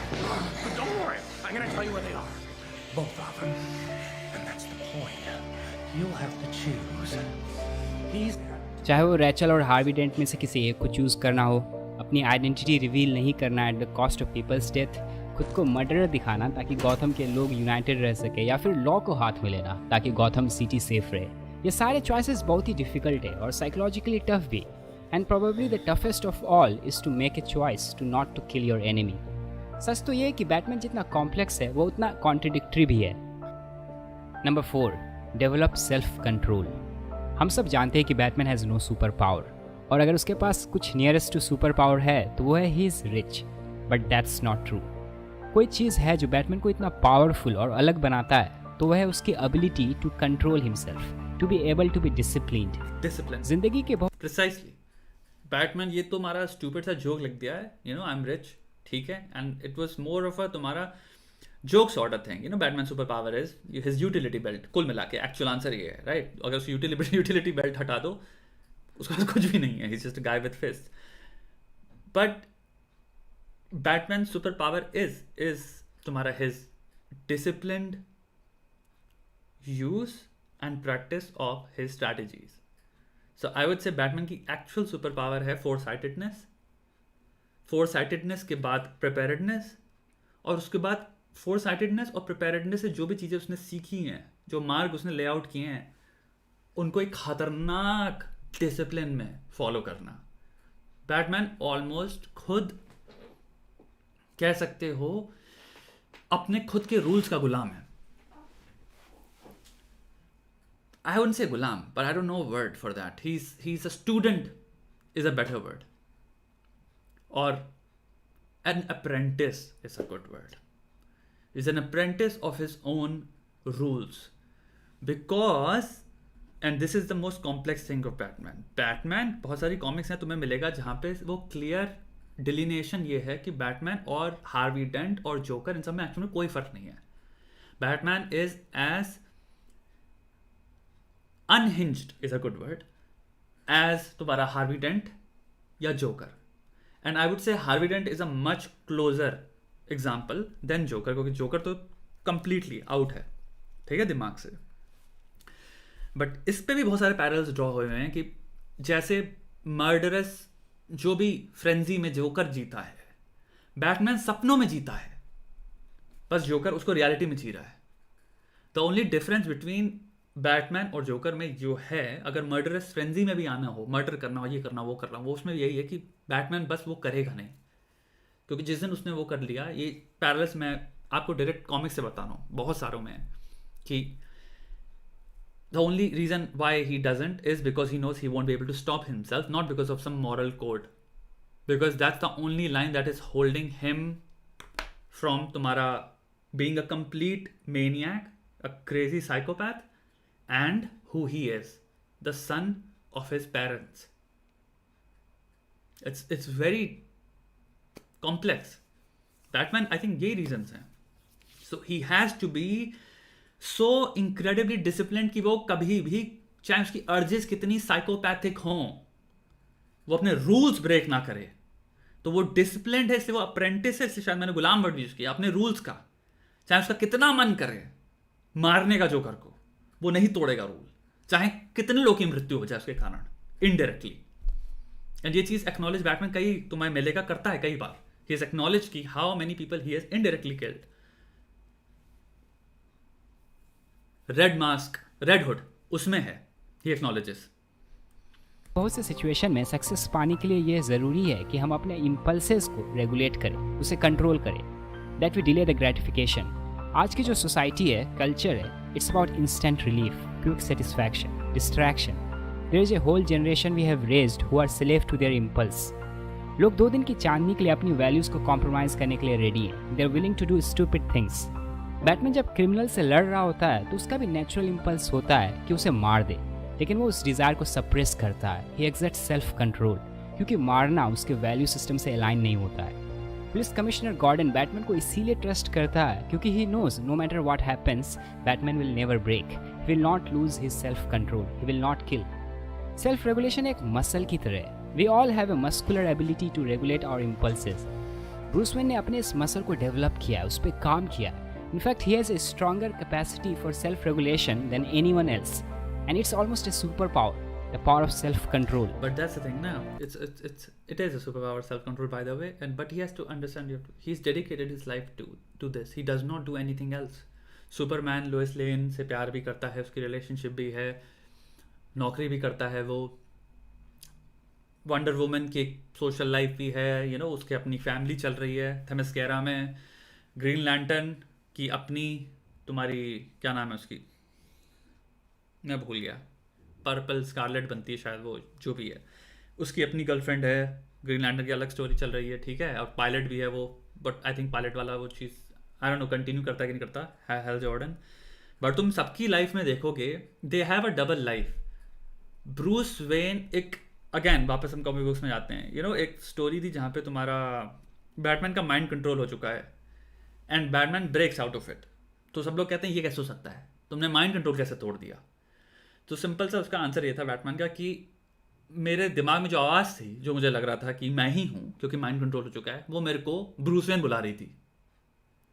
And he says I never call my self Bruce. तो रियल लाइफ में भी बैटमैन एक्चुअल में बैटमैन है. Bruce is a character, he is full time Batman. Number 5 and the most important one, never lose meaning in your life. Super heroes की दुनिया में जितने भी विलन्स हैं, उनमें से जो सबसे ख़तरनाक, भयानक और साइकोलॉजिकली डिस्टर्ब विलन्स होते हैं, वो अक्सर बैटमैन के विलन्स होते हैं. Riddler, Two Face, Scarecrow, Joker, they are all walking definition of dysfunction. और अगर आप क्लोजली इन सारे विलन्स को देखोगे तो आपको पता चलेगा कि ये सारे के सारे बैटमैन के ही ट्विस्टेड मिरर इमेज है. मतलब कि जिस इमोशनल ट्रेजेडी का यूज़ करके बैटमैन गॉथम सिटी के लिए कुछ अच्छा करना चाह रहा है, ठीक वैसे ही इमोशनल ट्रेजेडी का यूज़ करके ये विलेंस गॉथम को बर्बाद करना चाह रहे हैं. Like Batman they have also experienced tragedy. ये लोग भी उतना ही ऑब्सेस्ड है जितना कि बैटमैन है, लेकिन बैटमैन का पर्सपेक्टिव है उसके साथ कुछ बुरा हुआ and now he will ensure कि ऐसा किसी दूसरे के साथ ना हो. मीनवाइल उसके विलेंस का मानना है आई हैव सफर्ड और अब पूरी दुनिया को सफ़र करना पड़ेगा. The whole world will have to pay for it. और ये सारे विलेंस बैटमैन को एग्जैक्टली उसी जगह अटैक करते हैं जहाँ से उसे तोड़ा जा सकता है, जहाँ से उसे एक्सप्लॉइट किया जा सकता है. स्केयरक्रो फोबिया पैदा करता है, पॉइजन आइवी लस्ट, पेंगुइन उसके इन्फ्लुएंस को एक्सप्लॉइट करना चाहता है, बेन उसके विल पावर को तोड़ना चाहता है, and the worst of all joker, जो बैटमैन को ये समझाने की कोशिश करता है कि वो भी उसके ही जैसा है, एक साइकोलॉजिकल प्रेशर बनाता है. You complete me. You're garbage. You kills for money. Don't talk like one of them. You're not. To them, you're just a freak. Like me. इसीलिए बैटमैन की रियल स्ट्रगल गॉथम के criminals से नहीं है, बल्कि उसकी स्ट्रगल उसके individual level पे है कि कैसे वो अपने लाइफ में मीनिंग हमेशा बरकरार रखे, कि कैसे वो अपने अंदर से यह बिलीफ ख़त्म ना होने दे कि deep down there is a goodness in everyone. This video would not have been possible without the sponsorship of Artistic Intrusion. Artistic Intrusion is an art studio based out of Kolkata. They provide painting gifting services such as portrait paintings, sketches, paintings for wall and home decor. They are specialized in realistic.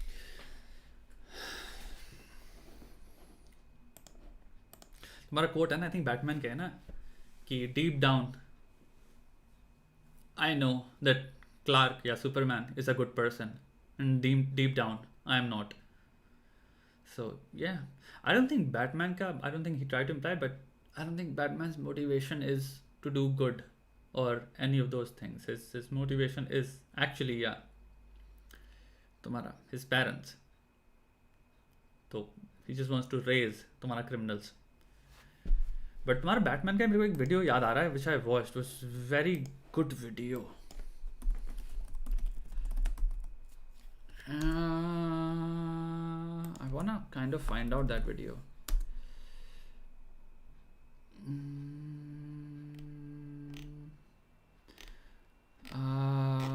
Which is the video? Is this the video? Well, I think so. It was one of the best videos I've ever watched, and it's sad कि तुम्हारा it has only 189K. But I don't know if it's the same video or not. welcome to a very special episode of Out of Frame. For over a year and a half, this series has been made possible in part through the hard work and talent of our fabulous editor, Arash Iram. Each month, after I write and record the script, Arash helps me find just the right imagery and content to make these videos as good as they are. We work on the editing together, but his ideas are essential and he rarely gets enough credit for Watch his this video about contributions. Batman. A while back, Arash told me a story. It was a story about his childhood growing up in Iran and his experience immigrating to the United States, and about Batman. And it was exactly the kind of intersection between art and ideas that I love talking about on Out of Frame. So today, I'm going to turn over the reins to Arash and let him tell you this story in his own words. Thanks, Sean. Let's hop in our time machines and take a ride back to the Dark Ages. 1988. Way before the internet was really a thing, when phones had wires that anchored them to walls, and the Nintendo Entertainment System ruled the living room in all its 8-bit glory, I was in my teens living in San Diego with my family. We had immigrated to the US as political refugees a decade earlier from Iran.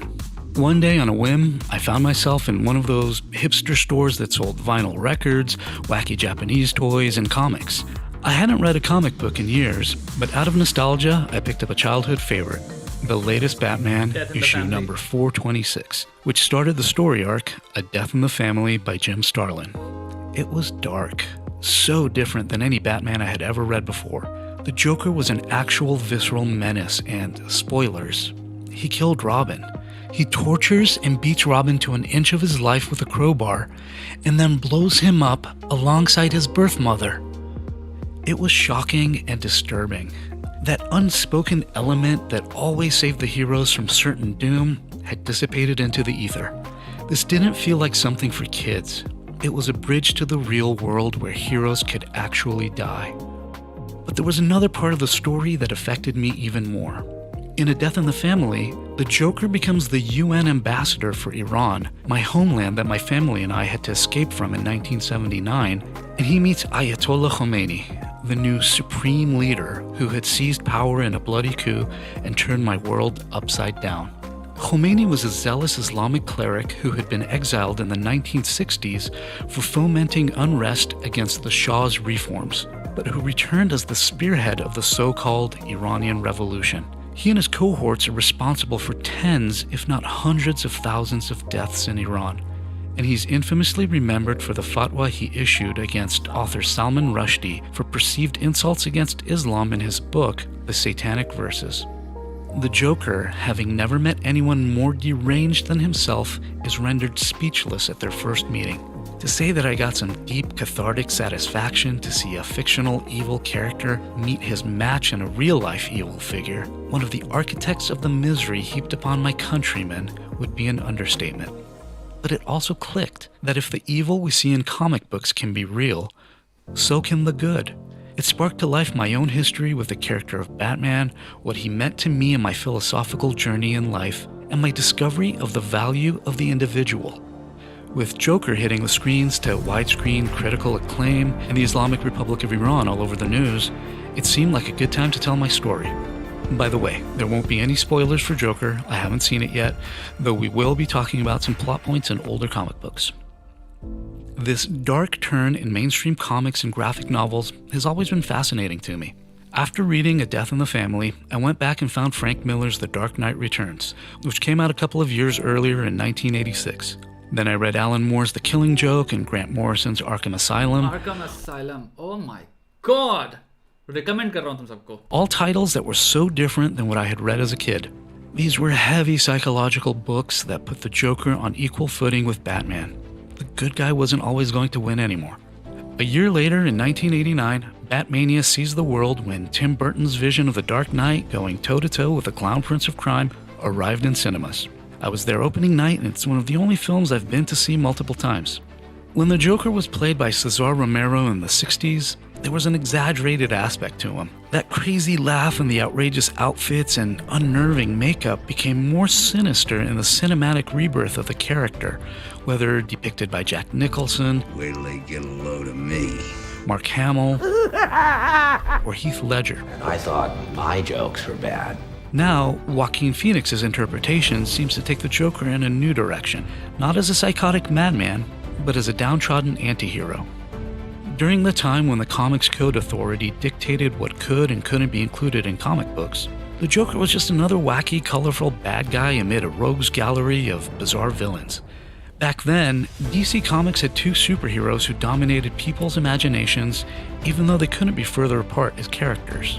There's the godlike Man of Steel, an alien visitor from another planet and the mightiest being on Earth, possessing the power of flight, invulnerability to nearly everything, and bonus stuff like X-ray and heat vision, super hearing, and even super breath.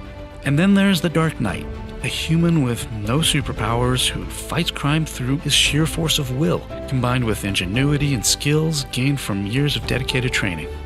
Batman and Superman are friends, an odd couple of sorts, while other times they're pitted against each other because of their different moral compasses and viewpoints of the world. There's a natural comparison to make between them. Immortal versus mortal, bright colors and sunshine versus dark and lurking in the shadows, indefatigably cheery in the best incarnations versus sullen and reluctant to talk. Sean probably won't agree with this take on Superman, but when someone who is nigh invulnerable steps in front of a runaway train or a hail of bullets, how impressive is it really? If he can't get hurt, what risk did he actually take? But contrast Clark Kent with a regular, albeit tall and good-looking, man. What are your superpowers again? I'm rich.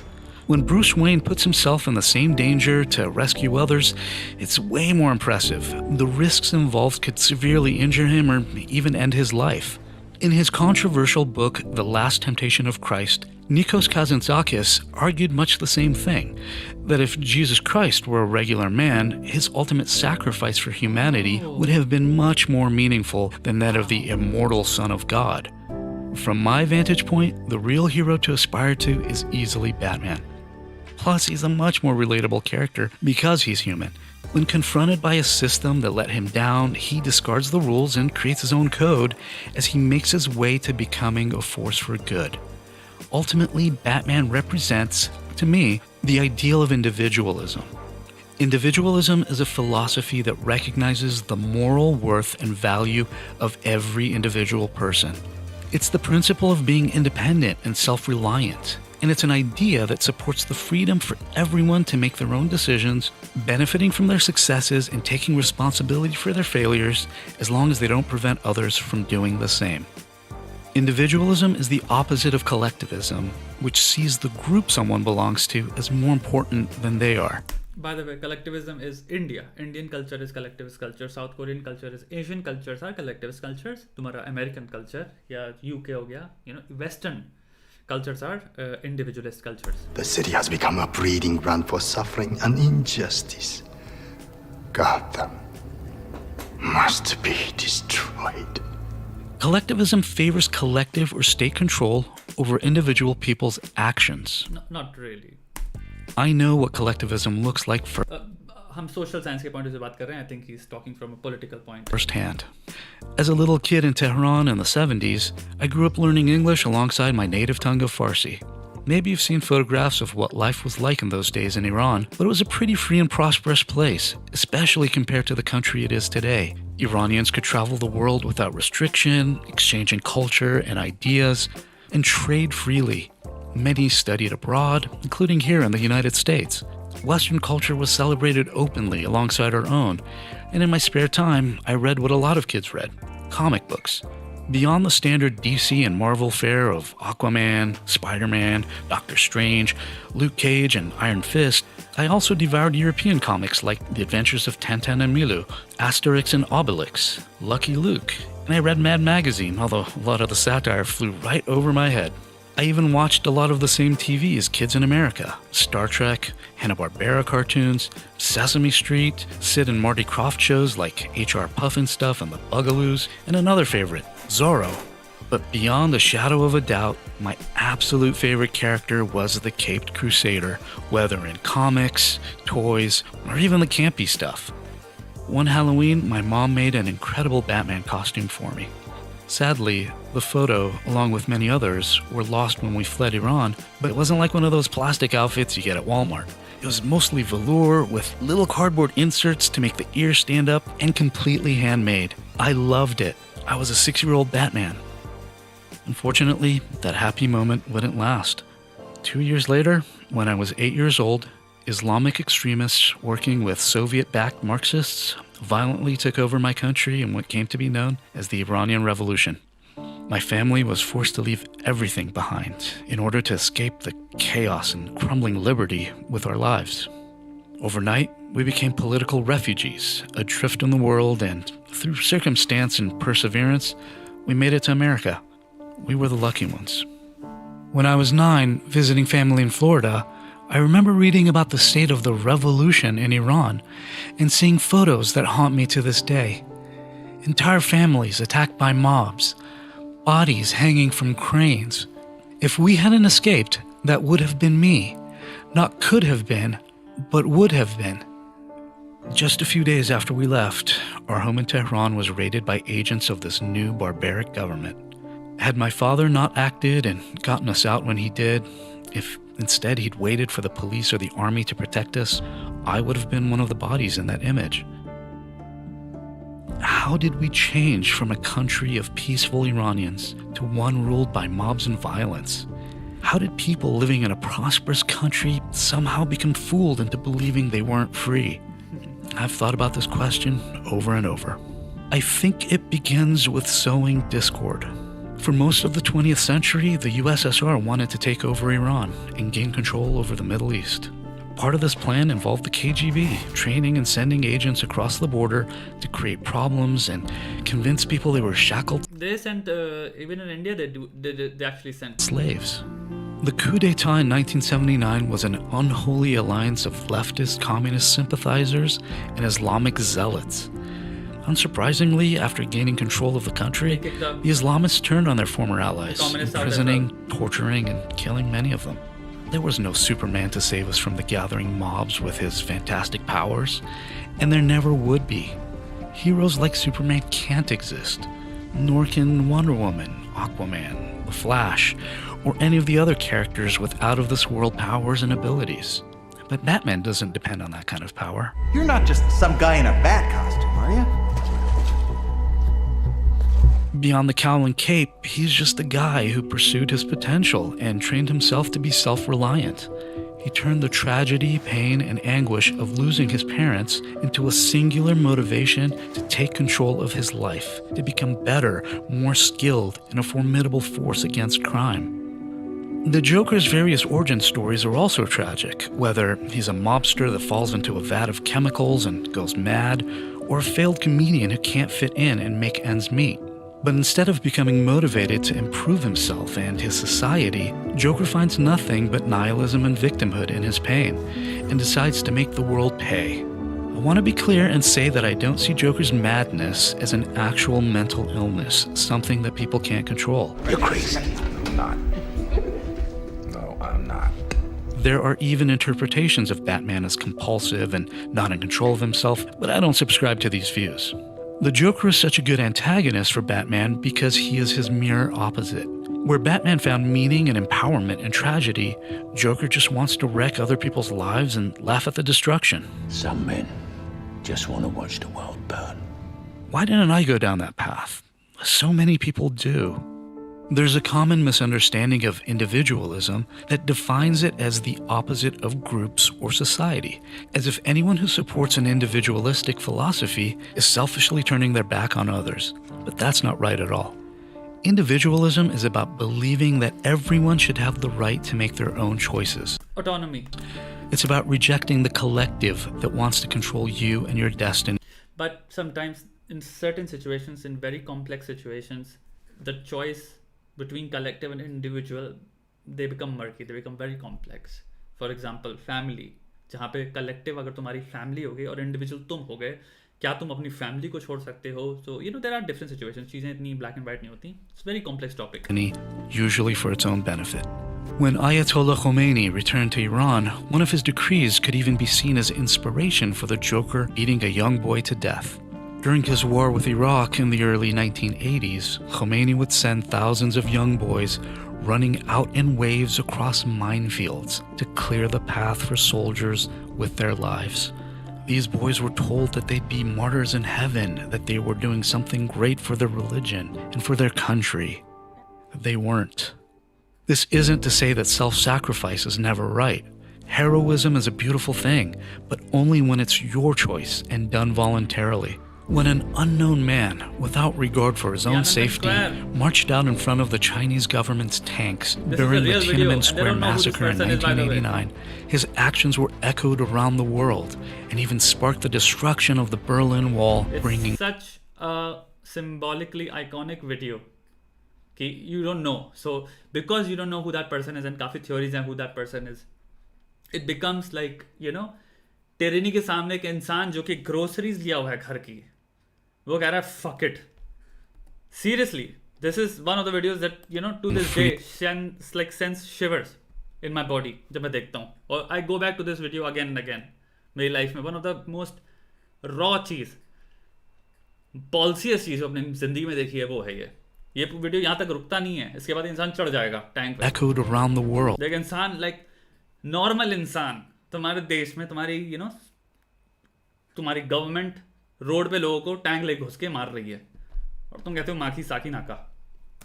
And even sparked the destruction of the Berlin Wall, bringing freedom to millions. That's not an invincible superhero standing in front of a tank, but the indestructible spirit of Batman. We now live in a time of prosperity unequaled in human history. People are able to more freely pursue their goals and passions, to be individuals creating solutions for society and their compatriots. We're seeing an individualistic, entrepreneurial transformation spread across the globe. And yet, especially here in the United States, people are protesting that they're not free, that they're oppressed, and that they're victims. They gleefully tear down their fellow man in service of a collectivist ideal in a country that was founded upon and succeeded because of individualism. I've lived through this before. It may seem a bit self-aggrandizing, but like Batman using the sensors built into his mask, I can see past these false illusions and promises of the greater good. I can see that being tricked into thinking the other side is your enemy could mean destroying everything. Is the US perfect? No, of course not. And what he's saying actually applies to India, to any place, yesterday so I have a notebook जहाँ पे when I get ideas I write them down, and I wrote this simple thing तुम्हारे for governments to win आज के time में, all they have to do is be very strong in, अब वो लंबी चीज़ें मैंने इसमें explain करी point by points, but कुल मिला के दो चीज़ें हैं. पहला तो you have to be very strong social media के point of view से, और social media में भी तुम्हें focus यहाँ करना है वो है fear पे और them पे. Them is a word, and them could be anything. Good. I can see that being tricked into thinking the other side is your enemy could mean destroying everything. Is the US perfect? No, of course not. Neither was Iran before the revolution, but it was a much better place than it is today. We have to see the good for what it is and where it's heading. There are brave people, especially the women in my homeland, standing up to the government despite being unarmed. They're calling for a return to the Iran we used to have. Some have suffered for their courage, but they have inspired more and more people to fight for freedom. War won't break their shackles, and I don't want my homeland to be a proxy battlefield for superpowered nations. But we can support their struggle by understanding they're not just Iranians, but individuals. The potential in a single person is immeasurable, and it's what scares corrupt powers the most. There is a Batman inside each and every one of us, wanting to push us to be our absolute best and to bring more good into the world, but not at the cost of the liberty of others. But there's also a Joker, looking to exploit moments of defeat and doubt to create chaos with false promises and by tearing down ideals. I truly hope that we all want to be Batman. Hey everybody, thanks for watching this. So this is a channel, Foundation for Economic Education. If you want to, you can check this out. It's a good channel. I can show, अगर तुम लोग को हो कभी, I can just sit and watch one of like जितने videos मेरे को याद हैं, but my like videos that I like very much, and we can just go through them if you want to, and it will be fun अगर तुम लोग को पसंद है. Like I hope you guys like this video and go check out the channel. There मेरे को जहाँ तक याद है, there a lot of their videos are very good. Like it's a good channel.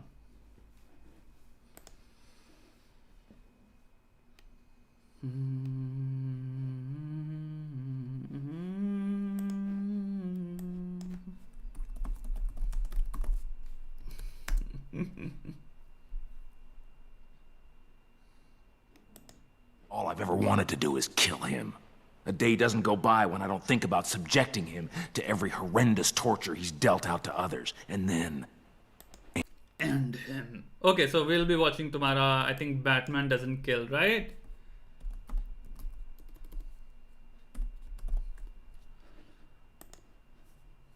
जिसको Batman देखना है. Fine.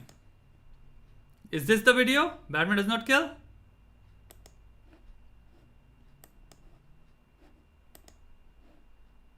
All I've ever wanted to do is kill him. A day doesn't go by when I don't think about subjecting him to every horrendous torture he's dealt out to others, and then end him. But if I do that, This is from if the I Red allow Hood. myself One to of go the down into that place, I'll never come back. what I was saying.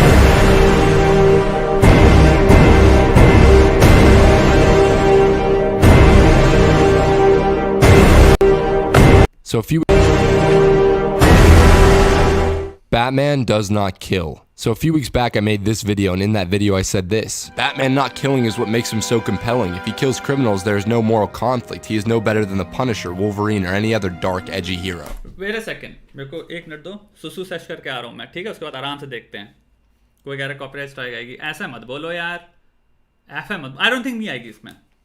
1 second.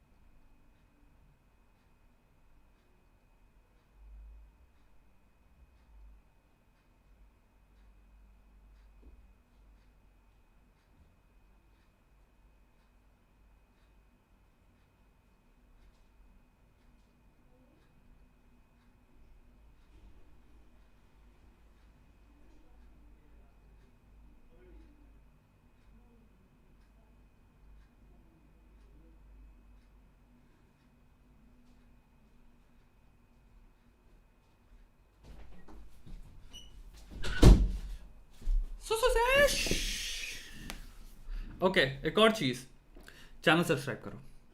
Channel subscribe करो. रोज stream तभी कर पाएंगे. And then the comments hit like a plague.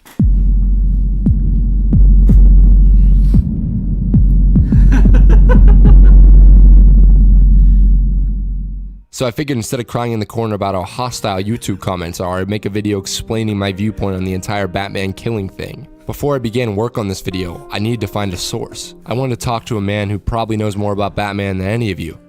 Than me. It took a lot of emails and a lot more courage, but I managed to get an exclusive interview with my source. He told me to meet him in an empty warehouse, and he told me to make sure I got a few reps in at the gym before I showed up. I went to the warehouse, but I skipped the gym. I would soon regret not getting that pump. Because as you are about to see, my interview went south real fast. Hey, big fan. So I know things must be rough recently, you know, with everything going on in your life. They took your movie away from you, and I'm sure the original cut was great. I'm sure it was just a phenomenal motion picture. But you know, life sucks sometimes. So I came here to ask you one question. Why the fuck does Batman kill in your movie? Technical way, right? There's a great YouTube video that shows all the kills in the Christopher Nolan movies, even though like we would perceive them as movies where he doesn't kill anyone. I think there's like 42. Are you talking about the Mr. Sunday Movies YouTube video? Is that what you based Batman killing off of in your film? You know, one shot. In the Nolan movies, the Bruce Wayne is all about not killing people. He has the moment where he tries to kill Joe Chill and he throws the gun in the river because his father would be ashamed of him. Did you see those movies? The Dark Knight, Joker tries to get Batman to break his rule. Hit me. Zach, have you seen these billion-dollar commercial and critical successes that basically got you to be able to make Man of Steel? Have you seen them? It goes back and includes even the Tim Burton Batman movies where, you know, this reputation as a guy that doesn't kill comes from. So, did you just say that in the Tim Burton movies, that's where his no killing rule comes from? He fucking puts a grenade on a guy and throws him down a shaft and blows him up. Although I would say, you know, in the Frank Miller comic book that I reference, you know, he kills all the time, right? The Dark Knight Returns, the book where Batman takes the gun, breaks it over his leg, and says, "These are the weapons of cowards." And all of my guys that I worked with were like, "You gotta shoot him in the head," you know, because they're all comic book dorks. Who the fuck do you work with? Comic book dorks? Seems like a thing you really need to kind of find out what happens there, I think.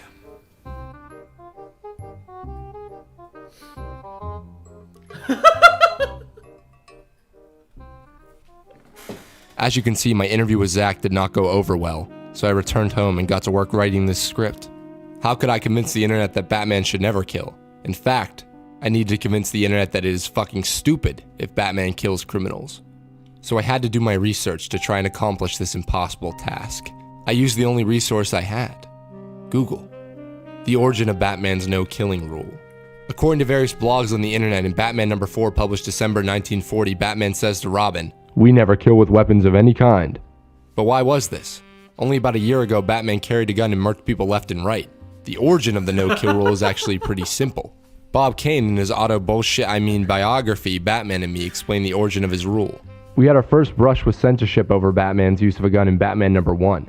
In one story in that issue, he had a machine gun mounted on his Batplane and used it. We didn't think anything was wrong with Batman carrying guns because the Shadow used guns. Bill Finger was called on the carpet by Whitney Ellsworth.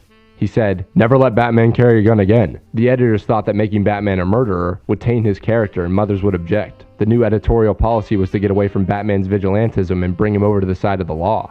The actual editorial policy states, "Heroes should never kill a villain, regardless of the depth of the villainy. The villain, if he is to die, should do so as a result of his own evil machinations." So technically every DC hero had a no-killing rule. But when was it really explored in a Batman story? Has Batman ever explained his rule? Or was it ever even really explored? The first story I remember as no-killing rule being an actual plot point was A Death in the Family. Bruce contemplates whether or not he should kill the Joker after the Joker beats Jason Todd with a crowbar, then blows him up.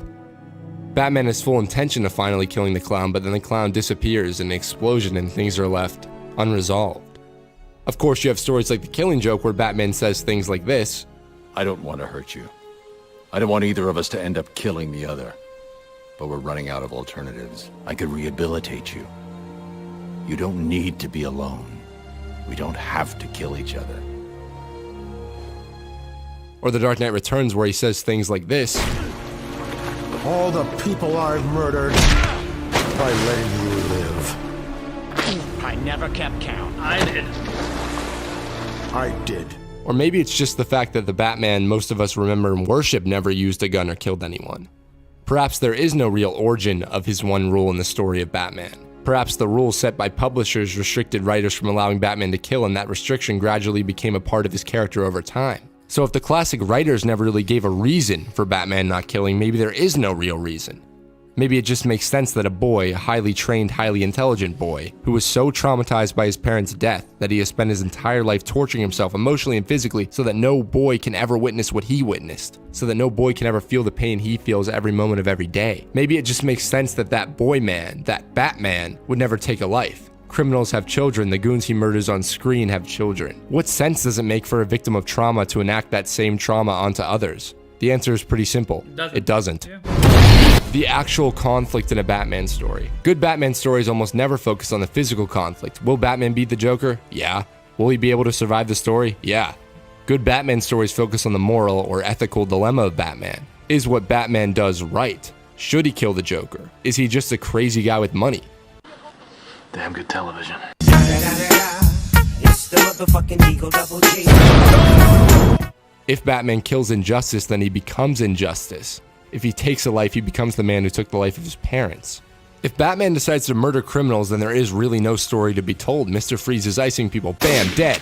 Two-Face can't make up his mind on what to eat for breakfast. Bam, dead. If Batman is a murderer, stories like Under the Red Hood can't exist. Stories like the Arkham games can't exist. The Dark Knight Returns can't exist. The Killing Joke can't exist. Jason is mad at Bruce for not killing the Joker. The Joker is fascinated by Batman's no-kill rule in the Arkham series. And if we are looking at the Dark Knight Returns, if Batman does indeed kill in that book, as Zack explained in his interview, and some fans tend to think, then the go-to government gopher, Superman, has reason to take Batman down. If Batman kills, why the hell would Jim Gordon work with him? Jim, buy the motherfucking book, Gordon. Go after him. I want him brought in. And I want it done by the book. As soon as you establish Batman as a killer on screen, that universe, that Batman, becomes so much less interesting. Look at the conclusion to the Batman v Superman conflict in the hit film Batman v Superman, directed by the hit director Zachary Edward Snyder. Tell me.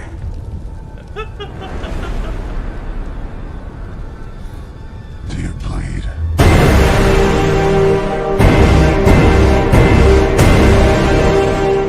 The Martha moment that we all make fun of would work on paper if Batman wasn't a killer.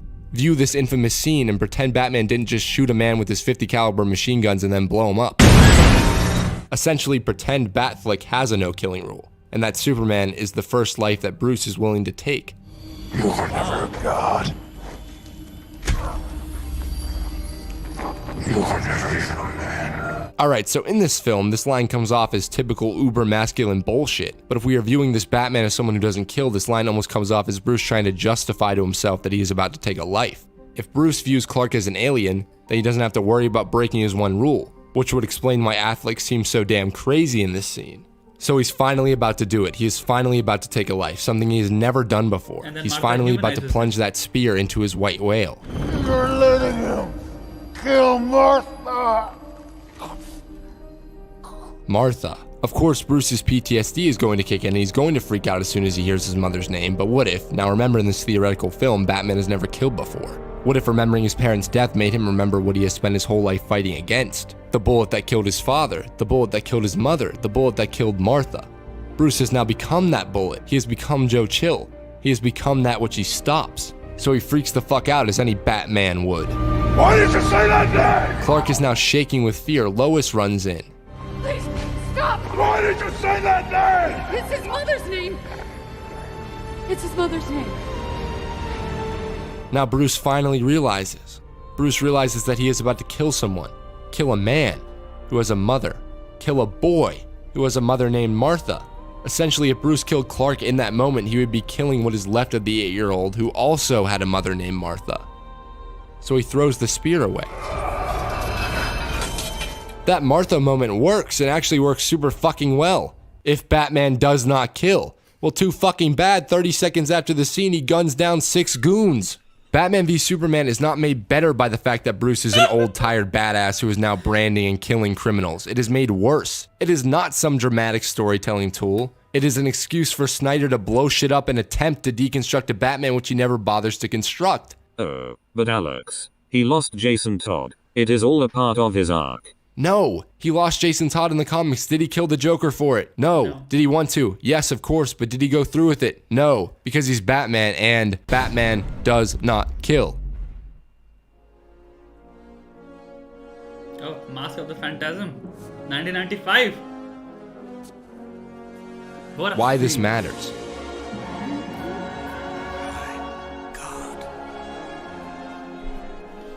I've made this abundantly clear throughout my time on this YouTube channel. I love Batman. I love Batman too much. I love Batman so much that it's definitely an unhealthy obsession. But I haven't really explained why I find the character of Bruce Wayne so fascinating. Batman stories, to me, are the ultimate tale of turning pain and suffering into something positive. That is a story that everyone can relate to because, let's be honest here, the world can suck. My parents were never gunned down in an alley. I never fell into a well of bats. But I've experienced and probably will always experience feelings of fear, of depression, of anger, of angst. It's in my nature as a human being to experience those things. It's in all our nature. It is what we choose to do with that pain that we all feel that defines us. Batman chose to turn all those negative emotions he feels into a symbol that can bring people hope. Hope that Batman will save us from pain. But more importantly, hope that we can all be Batman. Why do we fall, sir? So that we can learn to pick ourselves up. Still haven't given up on me. Never. Yes, Bruce Wayne is a flawed, crazy person. He is at times mean, stubborn, and even abusive, but he is still good. He is still someone we can aspire to be. We can try our hardest to be Superman, but no human being can fly, but we can all try to be Batman. We can all try to turn our pain into something good. When I see Batman killing people or fans in the comment section telling me that he kills all the time, it pains me. It actually hurts my soul. Batman is not about finding a way to kill evil, but try to redeem it. His mission is an impossible task. Maybe he should kill people. In fact, he probably should kill madmen like the Joker. But what makes him fascinating, what makes him a hero, is the fact that he has that moral code and can stop himself from crossing that line. That's why I always looked up to Batman, even as a kid. Despite all the adult subtext or mature themes, superheroes are for kids. Imagine being a kid in that theater watching your favorite superhero brand people, shoot people, blow people up, and try to murder Superman. But Alex, Iron Man, Captain America, and all the Marvel heroes kill people. I'm sick of getting this fucking comment. There is a big difference between this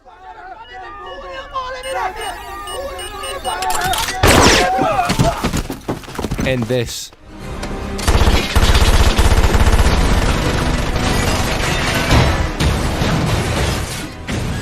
If you can't see that difference, Kill you. That is not Bruce Wayne.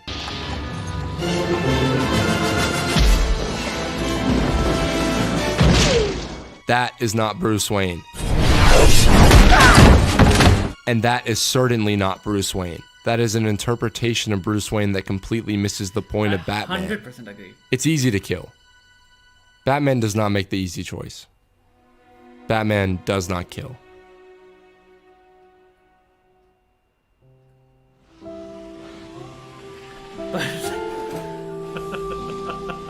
But do you realize, like, in all of these videos, there is a common theme.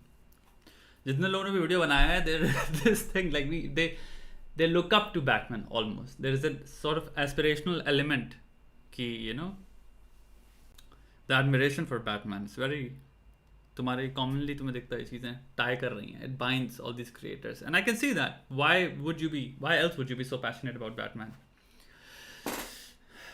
And जो भी इंसान actual में character को like करता है Batman बहुत ज़्यादा, आई don't no, मेरा तो personally like I really never go back, I just ignore it. तुम्हारे जितनी भी like I understand the fandom and लोग जो हैं जो पटिया सठिया रहते हैं. हमारे लास्ट रॉ एंड रियल में भी हम लोगों ने बात करी थी, मैंने सेम बात ही कही थी कि I just stay away from तुम्हारा जैक स्नाइडर का entire thing, because to me that wasn't, it was just a buffy muscular guy who is wearing a bat suit. I didn't see Batman there और Bruce Wayne. I could not. Maybe this new movie, अब तो new रही नहीं है, I'm assuming तुम सब लोगों ने देख ली है. Please react to दिल चाहता है through the lens of psychoanalysis. Okay, I will write it and I will check it out. And I think आज की स्ट्रीम मैं यहाँ पे एंड कर रहा हूँ. बाकी तुम्हारे जितने भी रिकमेंडेशन नीचे लिखो और प्लीज़ इसको सब्सक्राइब करो दोस्तों. आई होप चीज़ें ये बढ़ती रहें, चलती रहें, मस्त रहें. स्नाइपर वुल्फ पे रिएक्शन हम कर ही नहीं पाए. बैटमैन में घुस के हम लोग बैटमैन ही देखते रहे. जो भी चैनल कहे हैं देखो उनको. I hope you enjoy. Thank you. Subscribe करो यार, चैनल को बड़ा करना है खूब दबा के. कल मिलते हैं, कल स्ट्रीम करेंगे. कल क्या है?